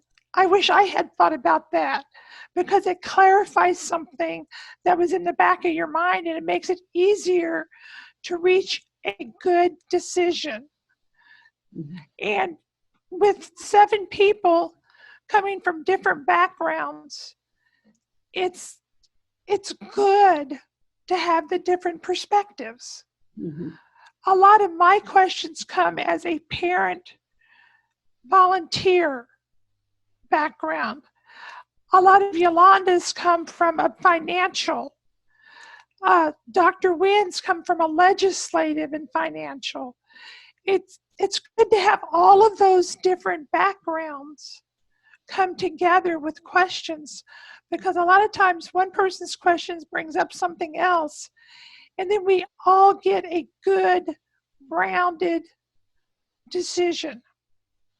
And then what Dr. Faust can bring to all of you is then information on the impact of doing that work for you, because there's no way, if you're staying in your role at the top of the fire tower, that you can really understand. Without information, it's not possible for you to know that impact. So that's where you want to create that safe space that Dr. Faust can share with you what it means to implement or to gather the information for you to make a decision. So that's why that two-way communication is so very important. And then later you don't come back and say, well, we didn't know that, or we didn't understand that. We didn't understand the implications of that. We made a bad decision. If everything is explained in detail in the beginning, there's a lot less second guessing later on, and things flow a lot smoother. Dr. Faust, is there anything that you would want to add right now in terms of impact and information that you would like to be able to communicate to the board? Sure. I think what actually becomes the most difficult thing is that I don't know what direction the board is often wanting, because we don't have a vision. There's no goal. And so sometimes for me, it feels like we're coming out of left field. We have 7 members. So one wants this, one wants this. And collectively, I don't know what all of them want. So we wind up pitching to the middle. And then that may not be what's needed. And then it seems like, well, you gave this person more information. So we don't know what the individuals want, because honestly, it oftentimes there is a surprise for us of, it'll be at the board meeting or when we're at agenda review, the items that are there may not be what I believe the board needs to make a solid decision, but it's their meeting, it's their agenda items. And so what'll happen is there will be things on the agenda, but later on down the road, there'll be something else. And it's like, well, why didn't we know that? Because that wasn't what you wanted on your agenda. You put what was on your agenda, so that's what you received. And so then we can't help forecast, because I believe collectively they need to come together. And again, yes, they're strong personalities, but they have to respect one another. And I think once they learn or begin to respect one another and understand that you don't have to like each other. You have to respect the work, because you're doing the work for the students. You're doing the work for your client is actually the student. The budget is made up for the students. So when we look at it, what is the work that's being done for the students? And I get it, all the other stuff.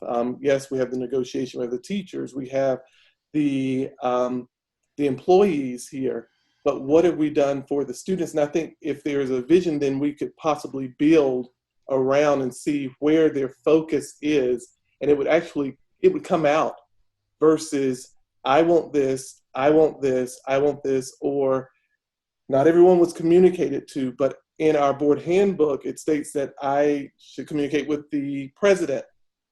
So I communicate with the president, but then someone may get mad because I didn't tell them, but you have to go to your president, because that's where my communication goes to, versus going to all 7 of them on a daily basis. I talk to the president, and the president, then if they have a question, hey, call the president.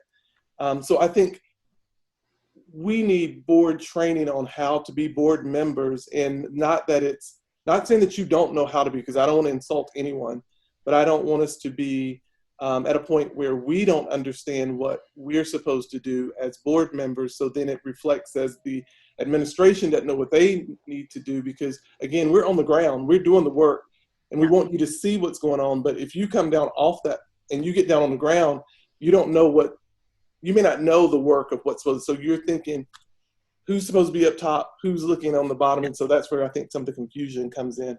Yeah. When you're on the ground, you do only see what's right in front of you. Right. And so this communication piece is a huge part of what we need to do to make sure that work comes together. And it doesn't look the same for every board. So like what you all decide that you want for that communication process, in 5 years, the board of USD 500 may choose to do it a little differently.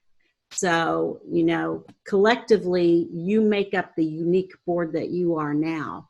And that doesn't mean that it will stay exactly the same. Whether it's Dr. Faust or down the road, years from now when he's happily retired, whoever that person is, they need to be in the loop and clearly know what that process is in terms of how it's going to be met. So let me move us on for a little bit here. I mean, what I'm definitely getting here are some clear ideas on very specific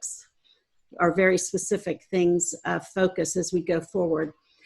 What I want to do, just kind of quickly here, I don't want to take a lot of time to discuss on this right now. These are from the self-evaluation that you already saw. And what I just want to highlight briefly, because we're going to return to some of these issues, are the areas that it appears to me that, or from the data in that moment that you took it, that we want to do a little more work to reach clarity. So within board member actions, part of what we want to focus on is, as you look at this in terms of how tightly or not tightly aligned it is this focus on what does it look like if we have the best interest of the entire district in mind. When we look at meetings of the board, then the area that we really want to look at is how do we accommodate in those meetings the needs, and this really gets, I think, at what Dr. Faust was just talking about, the board needs, the staff needs, and our responsibility to the public. When we're looking at this vision and planning, which as we said last time, we know this is really the area where we need to start. And within this area, really looking at that community engagement piece based on your data. How do we look to make sure that we're engaging community support in this vision of where we're going? When we look at the policy development piece then, and I think that we've been hearing this morning, clearly delineating our process for input before adopting policy. What does that look like? And so we can talk about how many times that information should go before the board before a final decision is made. In the finance, and I think Dr. Nguyen was the one that brought this up early in our discussion, was really seeing that, that those priorities are reflected in the budget. And then this last category of, and this really speaks to the tower, is making sure that it is clear to us as a board collectively and individually that we have delegated appropriately to that superintendent's authority issue. So as areas to work on, is there any one, let me get back to all of you in front of me again. At this point, based on your conversations, everything I've written down so far, and what we heard last time, and from your self-evaluation, I think I hear consensus that you all agree the first area of focus is on that, developing that vision and mission going forward. Is there anyone who does not believe that's an area to start, where to start? Like a speak now or forever hold your peace kind of thing. So we're all on one accord. Okay, so that really, so the second half of this, we really want to go through a goal setting process related to vision. So I want to start some things here to help get you to that.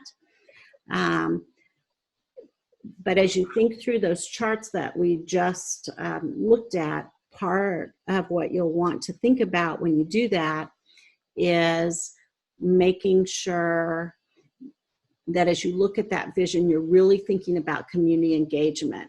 And this goes back a little bit to what Wanda was saying about you've been elected to represent people. That's why they elected you. So how will you know that you're representing them in terms of what their needs, Mhm. their interests are. Okay.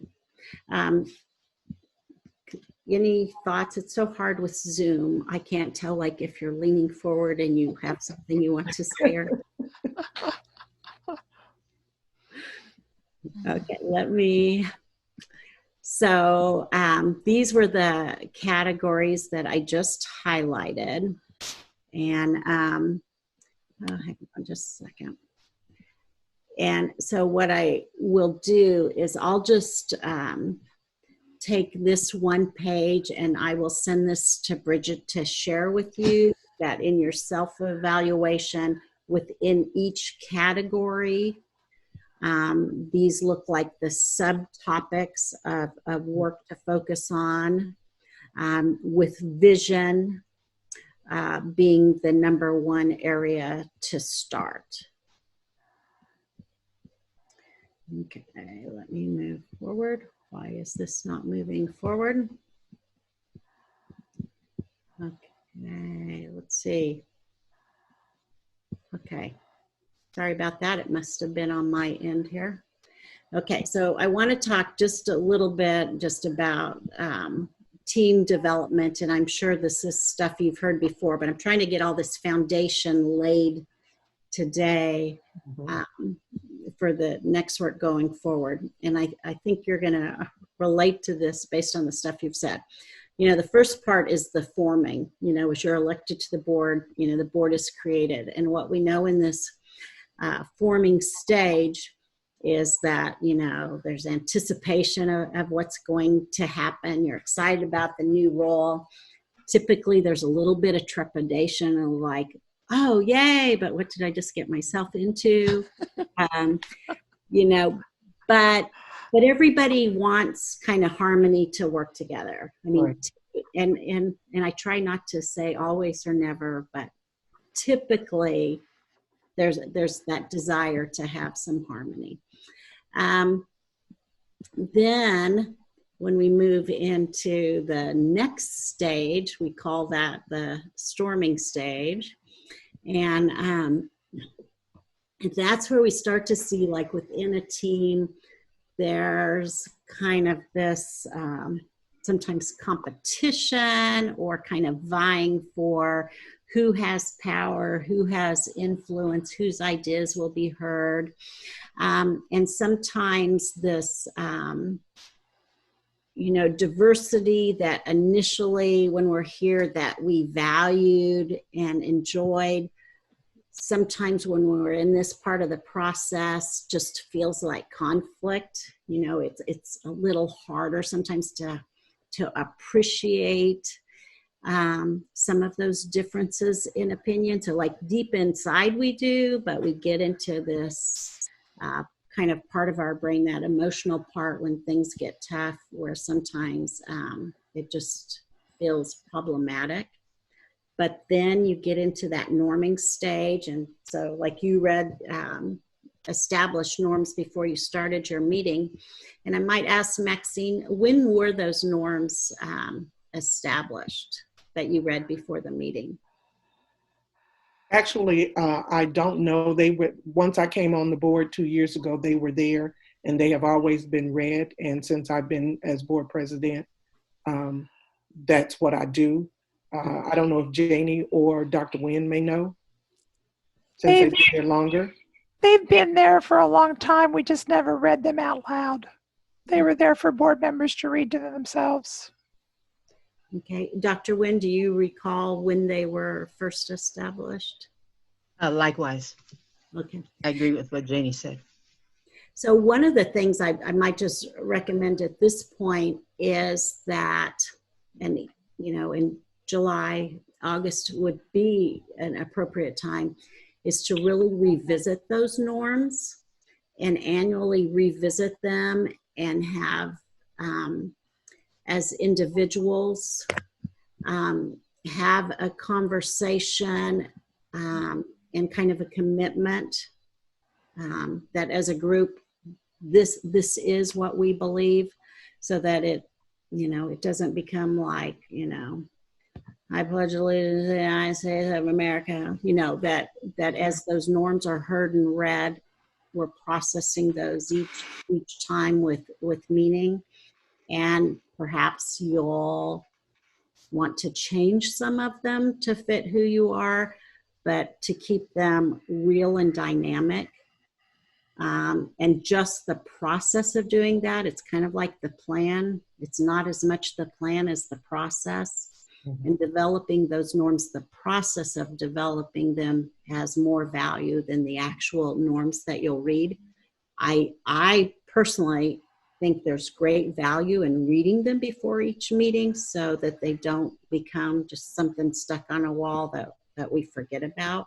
Mm-hmm. And it's good for our community to hear that and understand, better understand the process within which you're working. So, you know, that might be an easy thing to take on before some of this other stuff is done.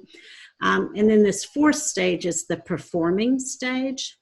And that's where maybe if we go back to some of what Randy was talking about, you know, we've already been seeking to understand, and so we have a better understanding of each other, our communication styles, our experiences. There's a real attachment to the team, but we also, you know, value our own contributions, and the space is safe enough for us to be able to reflect as individuals and make changes where we should. Now, there actually is, in the newer parts of this research, there's another stage called the adjourning stage. You know, it's like the work of a team is done. As you think about how that might apply to a school board, when there's a new election and the makeup of the board changes, you kind of like adjourn and begin the process again, you know, the norming, storming, the forming, storming, norming, performing kind of a process. So I'd like to take a minute and have you all just reflect right now. Where do you think you are as a board right now? Are you still kind of forming? Are you storming? Are you norming? Are you performing? Weren't they smart to make all these rhyming words?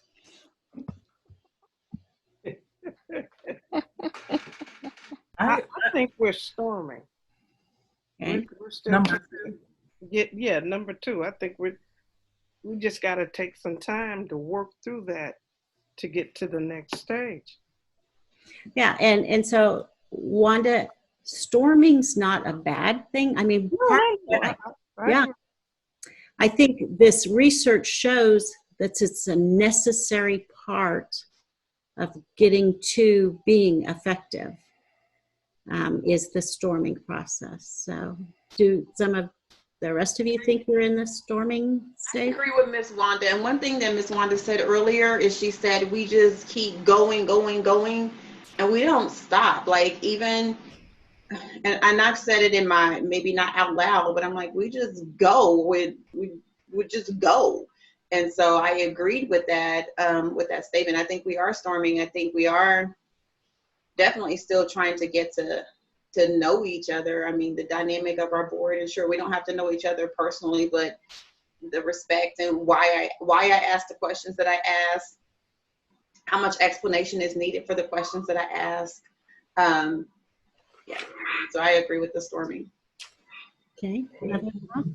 I would agree too, because I thought, you know, in my thinking of how we work together, that's why I was so strongly we need training, we need self-evaluation. Something has to be done, because if we would have not taken our time today, if we would not have, then we would have just kept going. And so we've not gotten it to the point where we've established, like you said, ground rules, our own norms. We have not slowed down to specifically work on those things. And quite honestly, I've been on the board for 2 years. We didn't do it then either. So when we say, yes, the new members are here, even for me, as when I came on with Wanda and Maxine, we still didn't slow down these past 2 years to sit down. And, oh, I'm sorry, Jamie too. Well, Jamie was reelected, but we didn't stop. We just did not stop to do something of this nature, to truly sit down and establish, to move toward a stage 3. So even before the new people came on, we were still in that 1-2 phase. Okay. I just want to add in one more thing. We talked about trust quite a bit, and I would say we're at different levels of trust. So I can't speak for anyone else but myself. But for me, I am still learning what we're, learning people, learning their responsibilities. And I am still at the point of trust but verify, as Dr. Wynn said. And I can't tell you when I'll come out of trust but verify. And I can't tell you when I'll move over to just trust. And I think that's fair. That's where I am. And so, sure, am I careful with how I communicate those things out in the public? Yes. Do I try to stand as a united front when I'm in the public? Yes. But on the back end, I'm questioning, I'm asking questions, and I feel like I have every right to continue to ask those questions. So storming is, I think that's definitely part of probably the storming. And verification will still, I verify with people that I've been working with for 10 years. I'm going to keep verifying. Okay. And that's what I was going to ask Dr. Wynn, because I believe that's what she was saying, that you don't ever have to stop verifying, that goes on. Was that your intent as well, Dr. Wynn? Correct. Okay, so trust grows, but part of the reason that it grows and continues is that there's still, it's not like you have to verify every single thing that's done. Perhaps what gets verified may reduce in frequency in some cases, or if it's something that's been in place for a while. But it's not that you ever stop verifying. Correct. And when you verify, it also shows up in the results. Mm-hmm. So, you may say X today, and then, you swear on a stack of Bibles, but a week later, what happened to the stack of Bibles? You swore them, but it wasn't verified in the evidence. So as you think about that governance clock, that evaluation of results is a key opportunity for verification. But what I was trying to allude to earlier when we talk about the impact on administration, you want to take temperature along the way. Yeah. And let me just add a little caveat too, because I am historically one to question. I'm also in academia, okay? And I tell some of my critics, academics still debate whether the earth is round. And we already know that. But that too, I think part of the challenge that staff have is that, one, they may not be really competent in their position.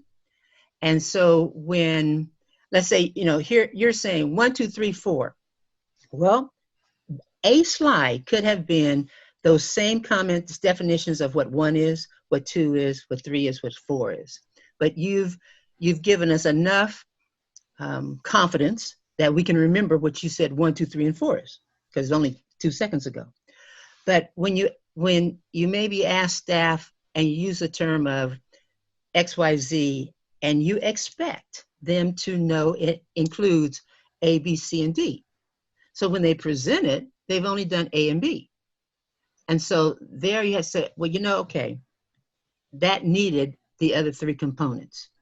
Well, 1, they didn't know. Got that. I'll give it to them. However, with the common language, one would have expected them to know.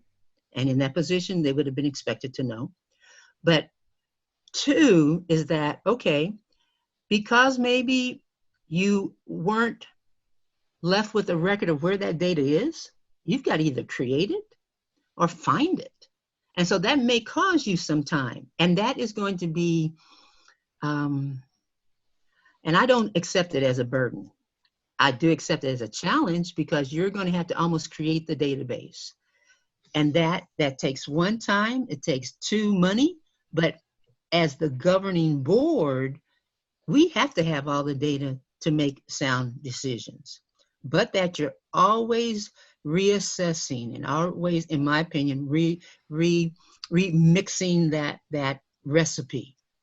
But that it may cause staff to go places they don't know where to look, but that they have to find it. And again, it comes back to clarity on our part. Yeah, what do you want? Well, I want the cake to look like that.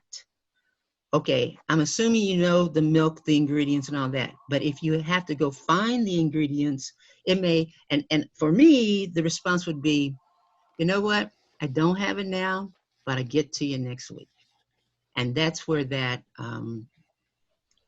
that's where, if that's missing, then it becomes hostility, in my opinion. Okay. So building into our process that it's normal and natural to be able to ask those questions, you know, and seek that clarity, and have that permeability, because using your example that we assume they know X includes A and B, but if that hasn't been stated and we don't have communication both ways, they might not know that.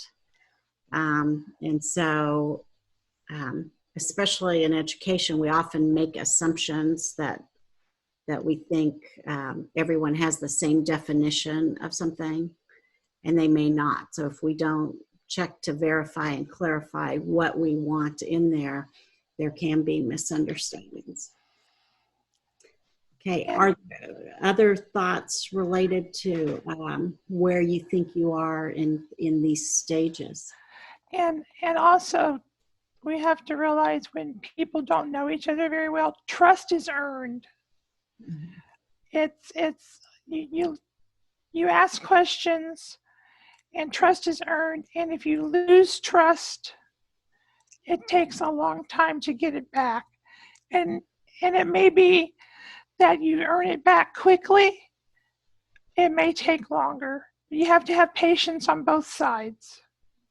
You have that with teenagers, you have that with coworkers, you have that with people in your community. You have to be patient and answer the questions on both sides and seek to understand why the questions are being asked. You have to, like you said, sometimes you have to be specific with what the question is and why you're asking it. And then make sure that when you answer the question, you're not using what I call educator speak or financial speak or your shorthand with all your little acronyms and stuff, because every business has their own little shortcuts in how they answer questions. It doesn't matter whether it's education, law enforcement, financial, chemicals. You need to make sure that you're answering in a way that the people who are getting the answers understand. Okay. So does anyone think that you're in a different stage than stage 2? Nope. So does it seem doable to you as a group as part of moving more into the norming? Does it seem doable to revisit your norms within a month and have a conversation about those? I think so. Okay, so perhaps that can be one to do in the short term, moving forward. So let me move this up here. So when we look at the kinds of conflicts, and I think that we've really kind of laid the groundwork for this already, but the kinds of conflicts that we often see in teams and boards in particular. One is around data, that we have a need for a different kind of information, okay? A second way that conflicts arise is because our values are so very different that it's hard to avoid conflict, because what we want to happen is so very, very different. What we see most frequently and almost always when working with boards of education is that the conflicts arise because the relationships haven't had an opportunity to develop and grow. In terms of what I've heard from you this morning, I do believe, and I want to hear if you think I've heard you accurately, that some conflict is around data and some conflict is around not having had an opportunity to fully develop your relationships. Can you tell me what you think? Is that how you see it? Do you see it differently?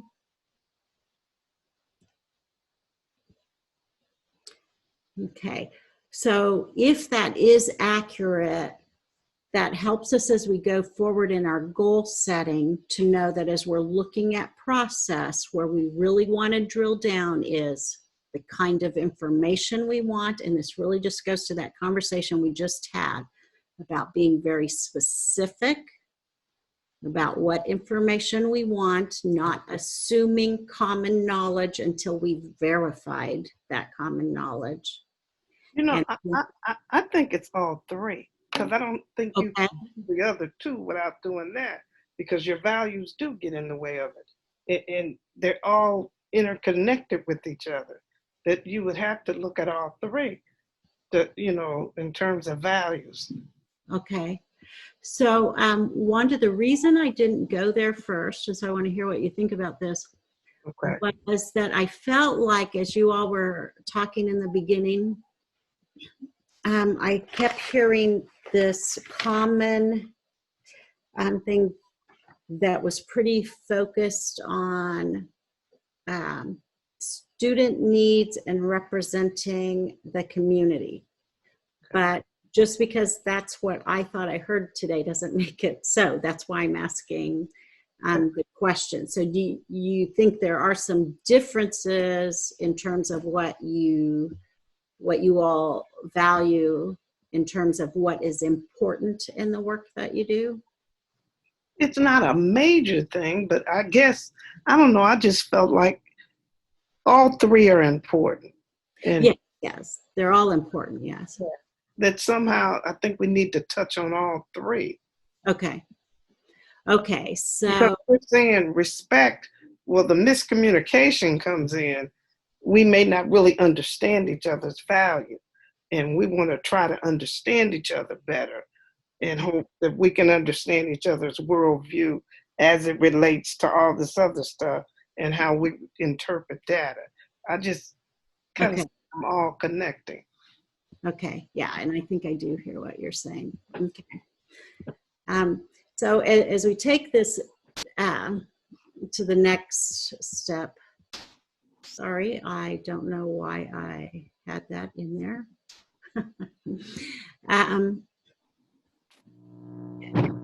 This is the slide that I wanted to share with you earlier.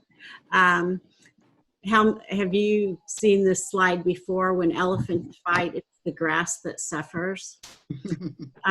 So it's not that we necessarily need a justification for why we want to be able to work more effectively as a board, but it certainly kind of gives you a picture in your mind, the impact on the staff and the students in your district. If we, as a governance team at the top, can't address those conflicts.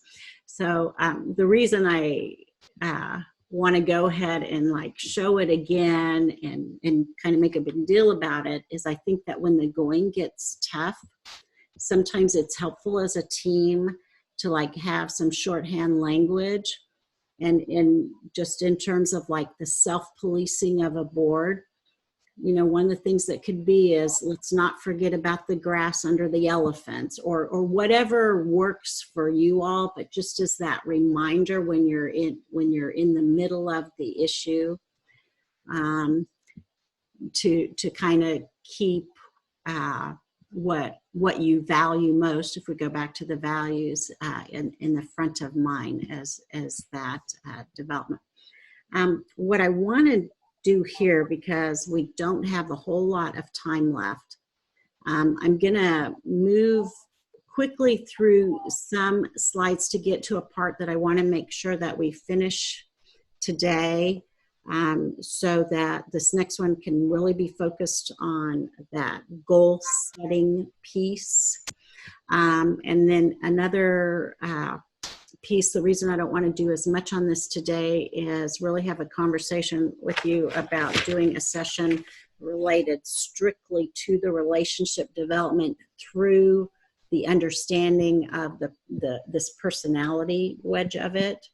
So just as quick overview here, and you all may have seen these pieces before, but when you think about relationship development, part of it is understanding the uniqueness of each of us in our personalities, the way we interact with each other. And, you know, this is one of the common ones used. You may have taken one of these assessments in the past, where if you're at the top of this, where you're more people focused and more assertive, you may come out in the expressive quadrant. But if your personality is more of being cooperative but people focused, you may be in the amicable quadrant. Oops, I clicked too much. Some of us are drivers. We're very task focused and we're assertive. I actually usually come out in the analytical one, where I'm pretty cooperative, but I'm pretty task focused.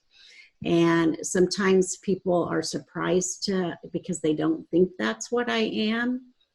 But then it makes sense to them once they know that, why I do some things I do. And that is kind of the point of learning more about each other's personality. It's like, oh, it wasn't about I did something wrong.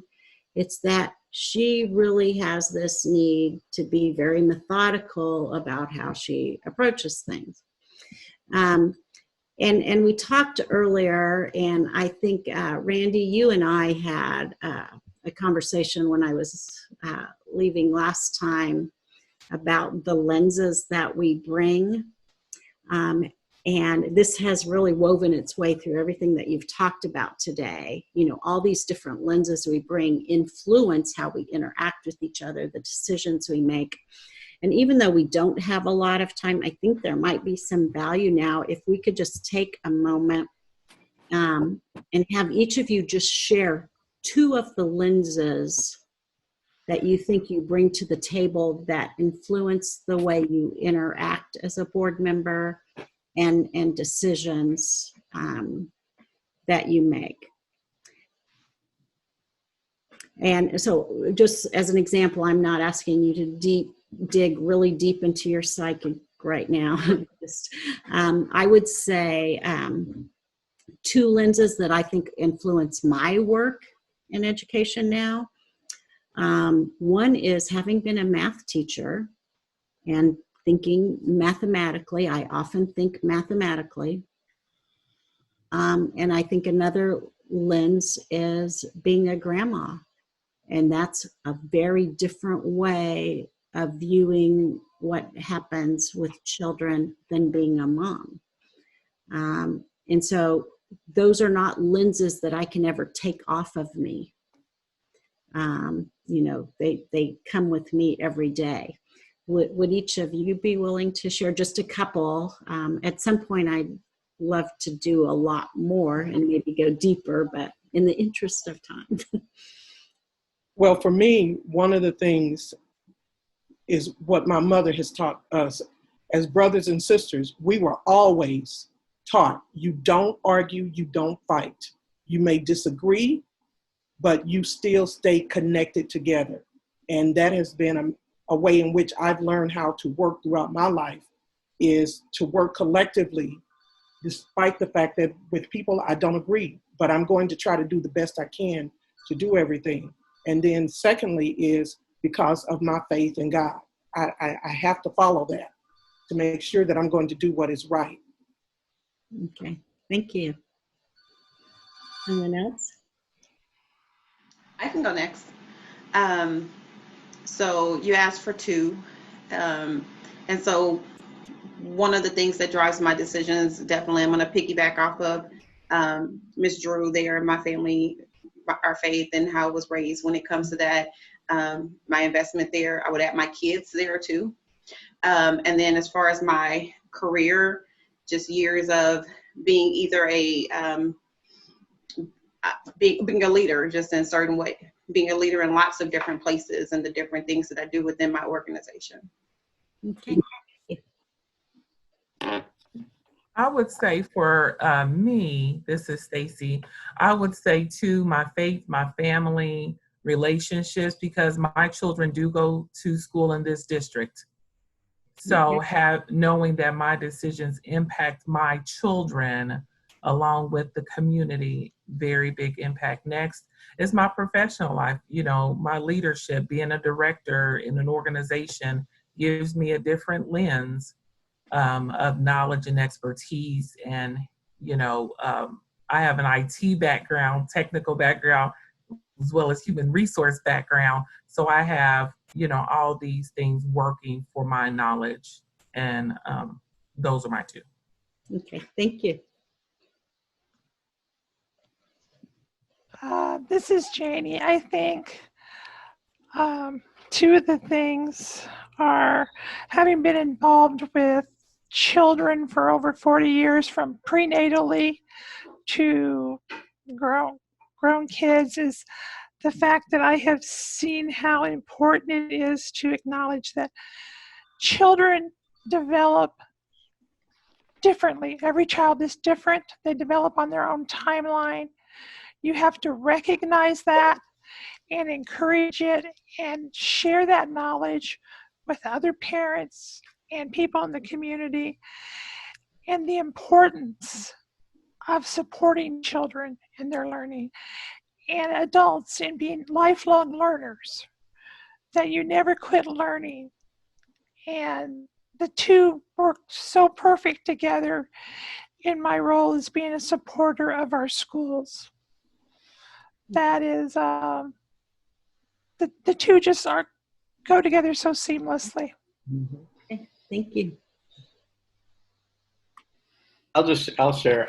So I think for me, one of them is, family is always been super important. So very much like everyone else has said, Ms. Drew, Yolanda, Stacy, Janie, around family, how important family is. But in particular, being a son of Mexican immigrant parents, I hold that, my traditions, my culture, my ethnicity, who I am, very near and dear, and it shapes a lot of my experiences and the lens that I see through, and having grown up and seeing my parents and the barriers and obstacles and opportunities. And so I think that shapes a lot of who I am and how I see things and the perspective that I bring into different conversations. And so so that would be one. The second, I think, and not to get too deep, like you said, Marcia, but around, one thing that I've always challenged boards that I've been on.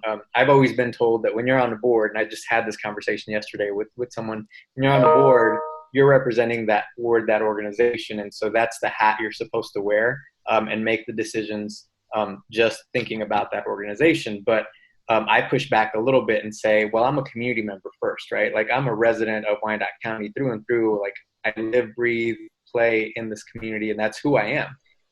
So when I'm on a board, I wear that hat all the time as like a dot, as a resident of this community. And so, yes, I'm representing that organization, whether it's a school district or other boards that I'm on. I absolutely have the best intentions of that organization I'm serving, but I'm also seeing it from a lens of how is this impacting our community overall, and what, as a community member, as a resident, like that's the lens I'm looking at. I'm looking at, our organization, but also the bigger picture of our community. So yeah, those are just two. Okay, thank you. Go ahead. Two of my lenses. My family were civil rights advocates. I grew up in Lawrence during the 60s, and that from those experiences, one of my legacy is always stand up for social justice and fight oppression. And I do it at the college. I do it in the legislature, and I do it in my community. And my second lens is that I'm a professor at the college, been there over 40 years. And so I am grounded in this community. Like Randy said, I worked in the community first before I went into public service. And so that laid my legacy and my groundwork, and people know that I will stand up and I will speak out, and there are consequences, and you'll be out on that limb by yourself. But when it comes for speaking up for social justice and for integrity and for academic excellence, that's what I do, and I'm known for that. Okay, thank you. My two, one would be that I'm an educator. I taught in the district for 30 years. I went to school in the district and graduated, and education means a lot to me. It's something my parents push. It's something they didn't have an opportunity to do. And because they didn't have the opportunity, they worked hard to give it to us. And I just think every kid deserves the best education he or she can obtain. And that's why I work real hard, and I want that for kids. I always think back, being a history teacher, I had kids ask me, do you think I could be the president? And I stumbled on that because when I looked around the room, all I saw were white men. And I wanted to be honest. Yeah, I want to tell you can, but if you look around the room and the way our society is, I don't know. I just want to be honest with you. But if you're willing to work at it, hey, anything is possible. But deep in my heart, I struggled with that. And I felt bad because at that time it wasn't possible.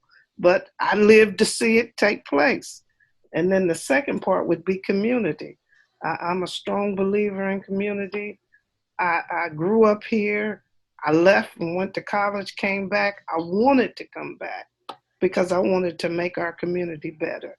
And I want to believe that, yeah, we can be one of the top 10 school districts in the nation, but we have to put forth some effort and work real hard to do it. And I've always had community support, from the drunk in the neighborhood who said, hey, you better go to school. Your mother doesn't want you to do that. That didn't matter what their social status was. They believed in us. I believe in them, and I just want to make it better. I wish we were capturing all of this. This is powerful. Someone else? I'm hoping Dr. Fouts and Bridget will also share if you're comfortable. The lens that impacts me, I am a lesbian, and that impacts my viewpoint and how I view things. And also my family, very close to my family, and a very involved godmother. And I do everything from the point of trying to make the world a better place for my godson and his siblings. Okay. Thank you. Mm-hmm. So my two lenses are one, education. I'm just a firm believer that education is the road out of poverty, and I believe that it has just guided so much, and that when you're educated, people can't pull the wool over your eyes. You have to work at it, and some it comes easier and some it comes harder, but you have to work and you cannot give up on education. And so you should take time to educate yourself. You should take time, to, if you have the opportunity to go to school, but you should always want to learn. So I'm a big advocate of learning and practicing. I mean, I believe it. And I went into education on those grounds of having bad teachers. I actually wanted to be an attorney, and because when I was in 12th grade, I had a math teacher who was really bad, and there was a student who sat behind me who was, he wasn't the best student who presented well to the community. However, he was mathematically inclined and could do any type of math, and would come to class and go to sleep, and the teacher would pick on him. I was like, I'm struggling to keep, hold on to this low A, and he is coming in and he is busting every test. Like literally he is nailing it. And like, why is she picking on him? Why is it that him? And so I never understood that. So it's like, I just, from that point on, it's like, well, I could move that instead of being, a criminal attorney. Why not fight for education? Why not fight for people to get educated, make sure they're educated? So that, and then I love my family. My family means everything to me. We just celebrated my mom's 77th birthday yesterday, and so celebrating it over Zoom, and having her sisters around her. My mom and dad have been married for over 53, 54 years, and still going strong at it, still wanting to travel. Those are the things that I value, and so I just believe in, again, education and family. And so those are my lenses. Okay, thank you. Let's see, who have we not heard from? That's everybody. Yes. Okay. Okay, so let me move us forward here as kind of wind this up for today. Hang on, sorry. Okay, so we talked about the communication piece, and just, as a way of showing this, we all have different needs when it comes to communication. So, if you're my age, you maybe saw the show with Joe Friday, just the facts, man. So Brian Jordan put this slide together. It's kind of like, my husband and I like our coffee black, just the facts. We're pure. Don't pollute it with a lot of stuff we don't need right now. Some people like a little cream. Some like, fancy cappuccino. I guess that's cappuccino drinks. And then I can't even quite understand this idea of why you put coffee on ice. But we each have our own preferences, desire, needs. And so when we think about that in terms of a Board of Education, some people don't want a lot of information. They just want a few bullets of key ideas. Other people, if I think about like some of the things Yolanda has said, she wants the financials. She wants to see how it fits in that way. We all have varying needs. I think about what Dr. Nguyen was saying with Verify. If I go to a conference and they throw a bunch of stuff out there and there's no way I can see what the underlying research is, I really have trouble absorbing it.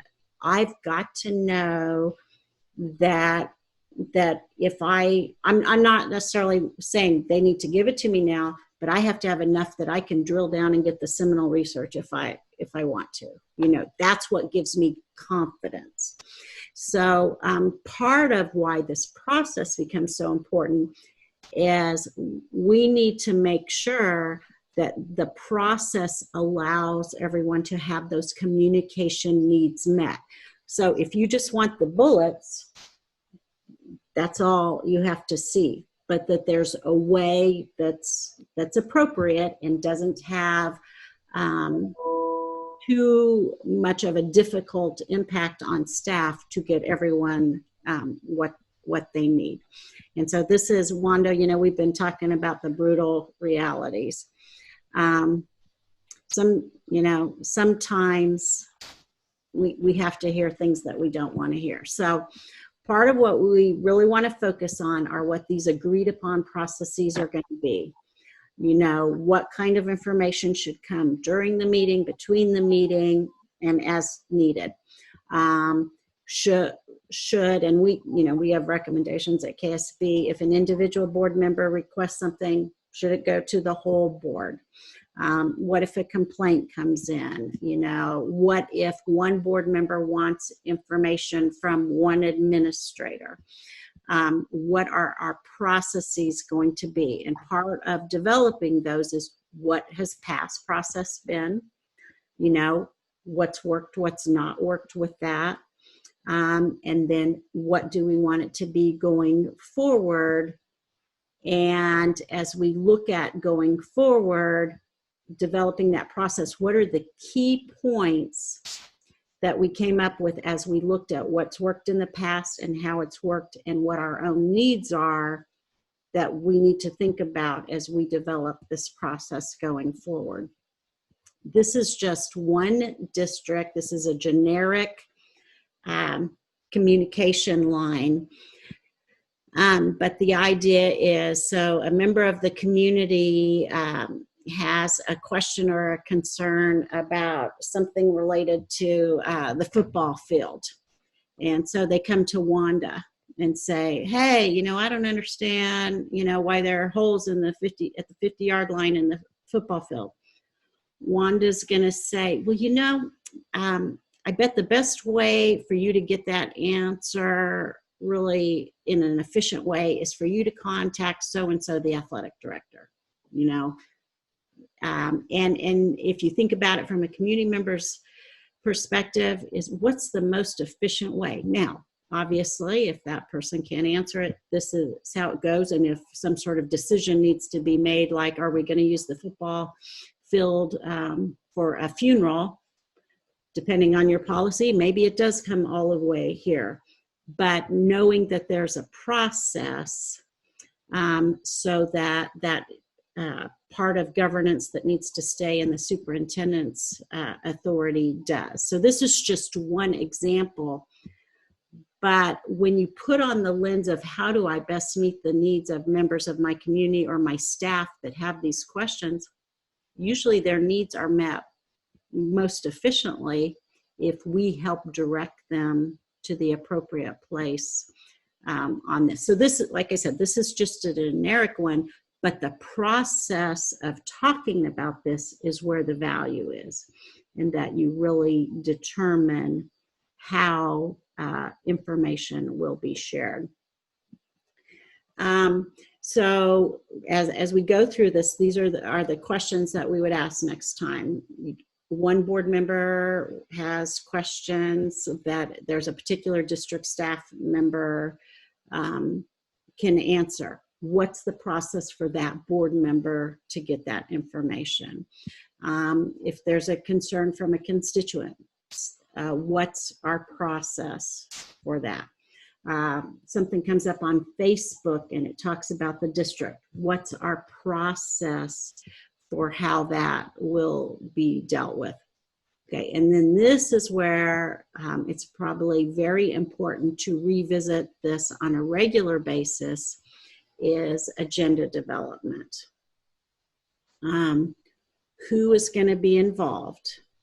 So some boards have the president, and then they have a rotating member of the board and the superintendent, and how the frequency of that rotation may vary. I mean, it's all dependent on what you all think works best for you.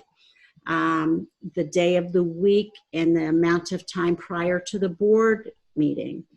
You know, that's a decision that you want to discuss, but really going through this process and not just carrying on a process over a period of years without stopping and re-examining and asking the question, is this the process that meets our needs right now? So it's kind of like looking at our norms and revisiting them. It doesn't mean it has to change, but it means you've had a discussion and examined it and made an intentional decision to maintain the process or change the process. And then, hang on, I am kind of moving you very quickly now. I'm sorry, yes, we're getting close. Kind of this was alluded to earlier, realizing that when we surprise people, you know, it feeds into that whole building their confidence thing. So we want to avoid making people feel defensive or embarrassed when they don't know something. And by really defining our communication processes, we can do that. So, and then the goal alignment, you know, we've clearly talked about that. And then those rules, you know, of remembering that we want to be in the top and have this view of what's going on. And then just the discussion of what our expectations would be. So very early this morning, you know, you were talking about, and Wanda, I think this might have been you again, you know, what is it that we want for our students? Okay, part of the conversation that you want to have with Dr. Faust is, how will we know when we're seeing good instruction? How will we know when we're seeing good administration? What are the indicators that will be shared with the board so that we know those things are present? And so that's a conversation with Dr. Faust to identify what the indicators are that would be shared with you as a Board of Education to know if you're getting the outcomes that you want. There we go. So, and I'm going to quickly just move to this one chart here just to say, as we go through this process, these are the 5 areas, you know, looking at decisions that you make related to educational programming, personnel, physical plan, and the students. And then that 5th part is that this is all on this structure, I guess, of communication and culture. And if you remember early on, we talked about really building that effective culture is through examining communication. So not assuming that we know what good communication is, but that we're having conversations about how we're going to meet our communication needs. And so, Janie, I told you to hold me to this a long, long time ago, but all stakeholders, how do we make sure that we have communication that is sent and received so that what is sent is received in a way that it was intended? You know, how are we going to distribute information? And then I have to go back to my notes, but you're talking about capacity and competency, that you know you have that in the district. So how do we make sure we have that focus? And then this is the progress sharing that we talked about when you think about the governance clock, and then making sure that we have our resources aligned. So we're kind of are out of time, but I'm a reflection as you walk away to bring into the goal setting process are to really think, what are 3 things that we do really well.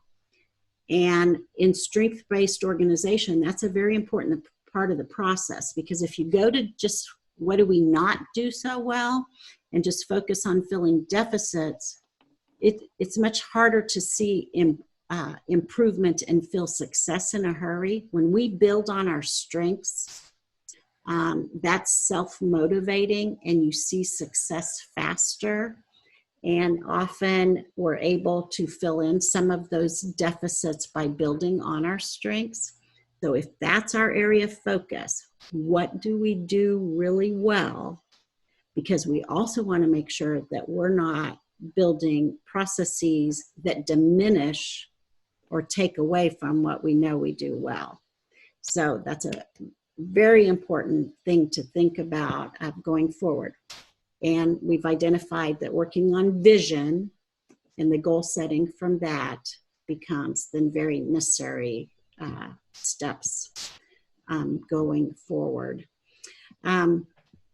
So, and this really is just that process of the goal setting. I'm really at the end of what we want to do today in terms of identifying those challenges and then looking at being a team.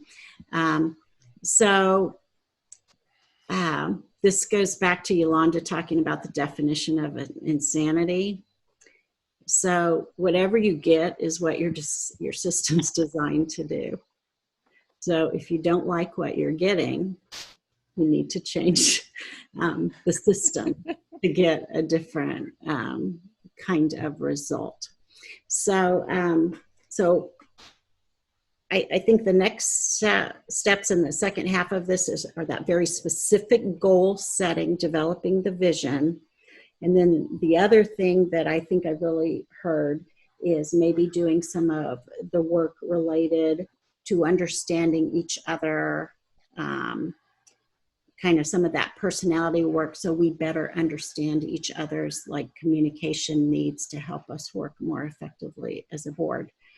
Does that sound like what you think the needs are based on our conversations and the self-evaluation? Yes. Okay.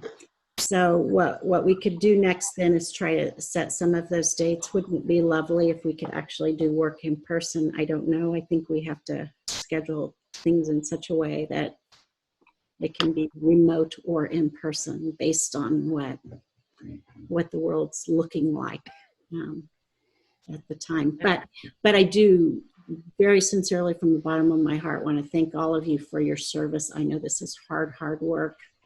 When you shared your lenses, it was that was really meaningful. I mean, Thank you.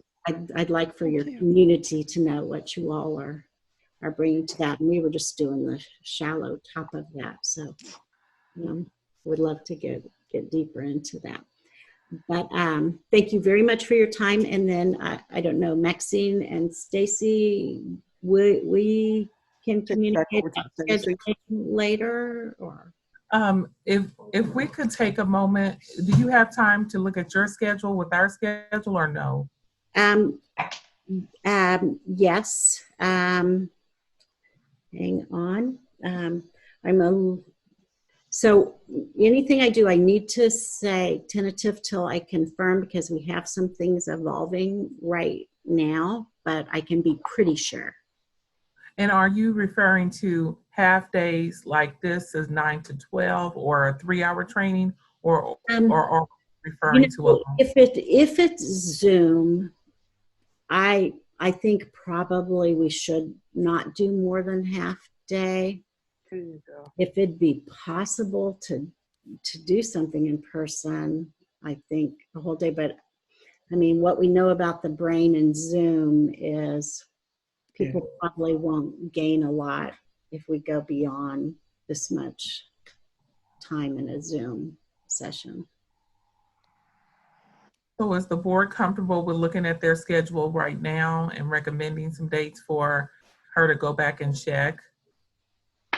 Yes, I would. Yeah. And to clarify, you need about 2 weeks out, is that correct? I I believe so. I think we're probably pretty booked for the next 2 weeks. Yeah. I mean, there might be an exception somewhere in there, but generally speaking, yeah. So board, that would be possibly looking at August 31st or July 31st. If we choose a Friday, August 7th, August 14th. What are you guys' thoughts? Would we be able to do something on the 31st or 7th? Can we move away from the 31st? 31st is my wedding anniversary. Oh, I have something. 21 years. congratulations. Thank you. So can we Okay, look what at the about 7th? August the 7th? Thoughts, anyone? Oh, I am in training all day on August the 7th. Okay. Well, I'm sorry, not all day. I'm in training until 11 o'clock, but after that, I would be free. So you want to do it in the afternoon? Like a 12 to 3 or 12 to 2 or a 1 to 3. 1 to 3 is a good time. Board members, what do you think? Or I'm sorry, that wouldn't be 3 hours. That'd be 1 to 4. Well, you want 3 hours, so it'd be from 12 to 3. Yeah, or if we're going to do shorter than 3, we probably better schedule at least 3 times probably to get through. So Zoom is draining on people. If you do want to do more shorter pieces, I mean, we could do that. I can do 1 to 12 to 3. Mm-hmm. Same. I can do that. And we are saying August the 7th, right? The 14th. Yes, the 7th. I'm sorry. August the 7th works for me as well. Okay. Dr. Nguyen? And I said, okay. Oh, And you- thank you. I'm sorry, I didn't hear you. 12 to 3, right? Yes. And then you said we would probably need to do 3 training schedules. If we schedule 2-3 hours, this is not an exact science because we want to process appropriately. So I can't absolutely say we'd be done in 2-3 hours. Okay. But we might be.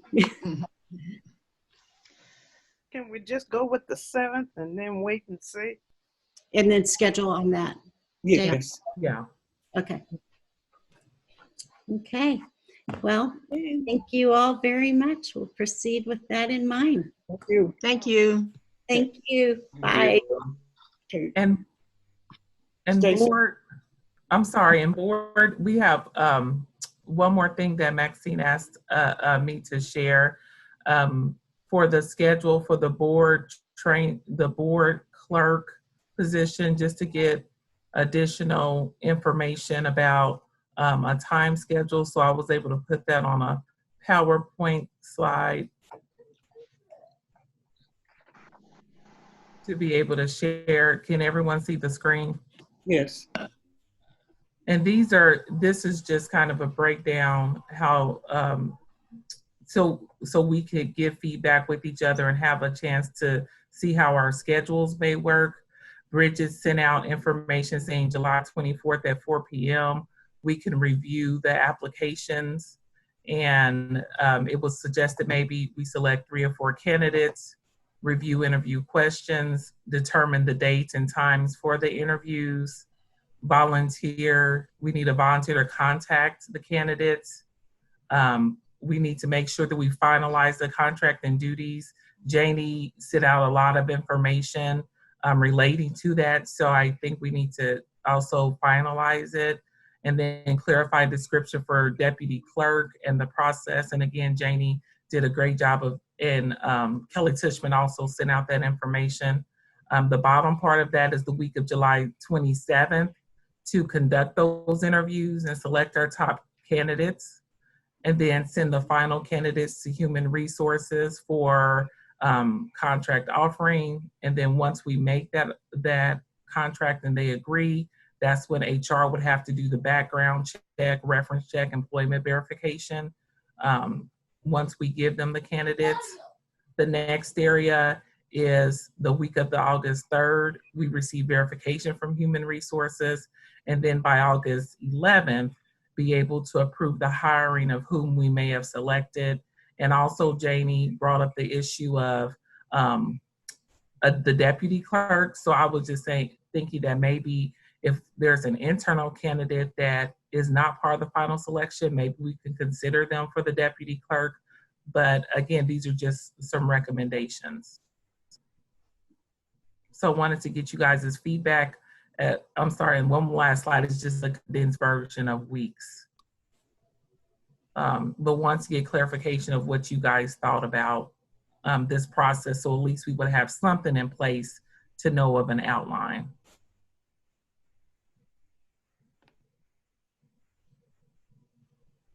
Any comments? So Dr. Yeager, just to clarifying, for the 24th, when we meet, we're expected to have already reviewed individually, like on our own, the different candidates and their applications, because that's going to be sent to us. So we're going to I'm going to upload them as board member only to read on board docs. Karen Brokish and I have been talking about that. Does that work for everyone? So we will have access to everyone's application to read before the 24th? Well, I'm hoping to have them up today. Well, I see Ms. in her head no, so. Excuse me, that was not the process that we spoke about. We were supposed to, as a board, open the applications for the first time on 24th. So that disturbs me right here. Right. So a little clarification I think we may need to get. Are you saying meet in person to open them together, or? Number one was supposed to be July 24th. We're in person. This is not a Zoom meeting. It was okay. Well, then we're totally not clear on what our own process is, because even if it was a Zoom, we were supposed to open them for the first time and see them for the first time, the board only. It was my understanding. Now, there's 6 other people, so we'll see. What we're trying to do is to make sure that we clarify everything, and some information may have been misunderstood. So and Dr. Wynn, I appreciate what you're just saying. We don't want the board members to be able to look at this before the 24th, because if I'm not mistaken, Dr. Yeager, you spoke with Mr. Goheen. Yes, but I didn't know of clarification. So, and I don't think Bridget knew either. Mm-hmm. So there was a miscommunication, and also I didn't know it was an in-person type of thing. But again, we're all agreeing to meet on the 24th at 4 p.m. in person? Because I didn't have that understanding. Okay, let me stop everybody. We have not added this into our agenda. So technically we can't talk about this. Oh. So we will have to stop and go out, or we can go back and then add it in, whichever way you choose to do it. But right now, officially, we can't discuss this. Okay. Now, if you all agree that you want to discuss it, we have that resolution we can have signed, and we can do that. So it's however you want to handle that. My preference would be for us to wait and do it at our meeting on Tuesday if we can move into an executive session. Got it. And I will say I've received nothing, only an email from Karen, no attachments, nothing. So I've not seen anything. I apologize if I miscommunicated that. That way, that'll give us an opportunity to think about what our preference is. So technically, we shouldn't have brought this up to begin with, correct? That's correct. Yes, Stacy, if you take it off. So Stacy shouldn't have brought it up to begin with. Okay. Oh, sorry. Could you close? Thank you. Thank you. What we want to do is, again, my suggestion is that we move into executive session so that we can talk about it, put the plan into place, and then move forward. Okay, on the 24th, right? On the 21st of I mean, unarmed the 21st, board yeah. meeting. Yes. Okay. Is that acceptable to I will everyone? do that. Yeah. Sorry about that, Bridget. It was not. No. I appreciate it, you guys. Yeah, sorry. I'm still waiting to hear from board members. Yeah. An executive session is fine. Yeah, on the 21st, right? First, yeah. Yes, Yeah. That means you add a third executive session. exactly. But we can limit the time that we're in there. That will make a difference. But it's something that we do have to address. Okay. Unless you all want to add it in now, that we can discuss. No, let's move. What I was thinking. So with that being said, want to first of all thank you all for being as open and honest as you were in our workshop. I did learn a lot, and I'm sure each of you have. And so we're going to work together to try to move forward. And with that, I'm going to adjourn this meeting. Thank you and have a good day. Meeting's adjourned.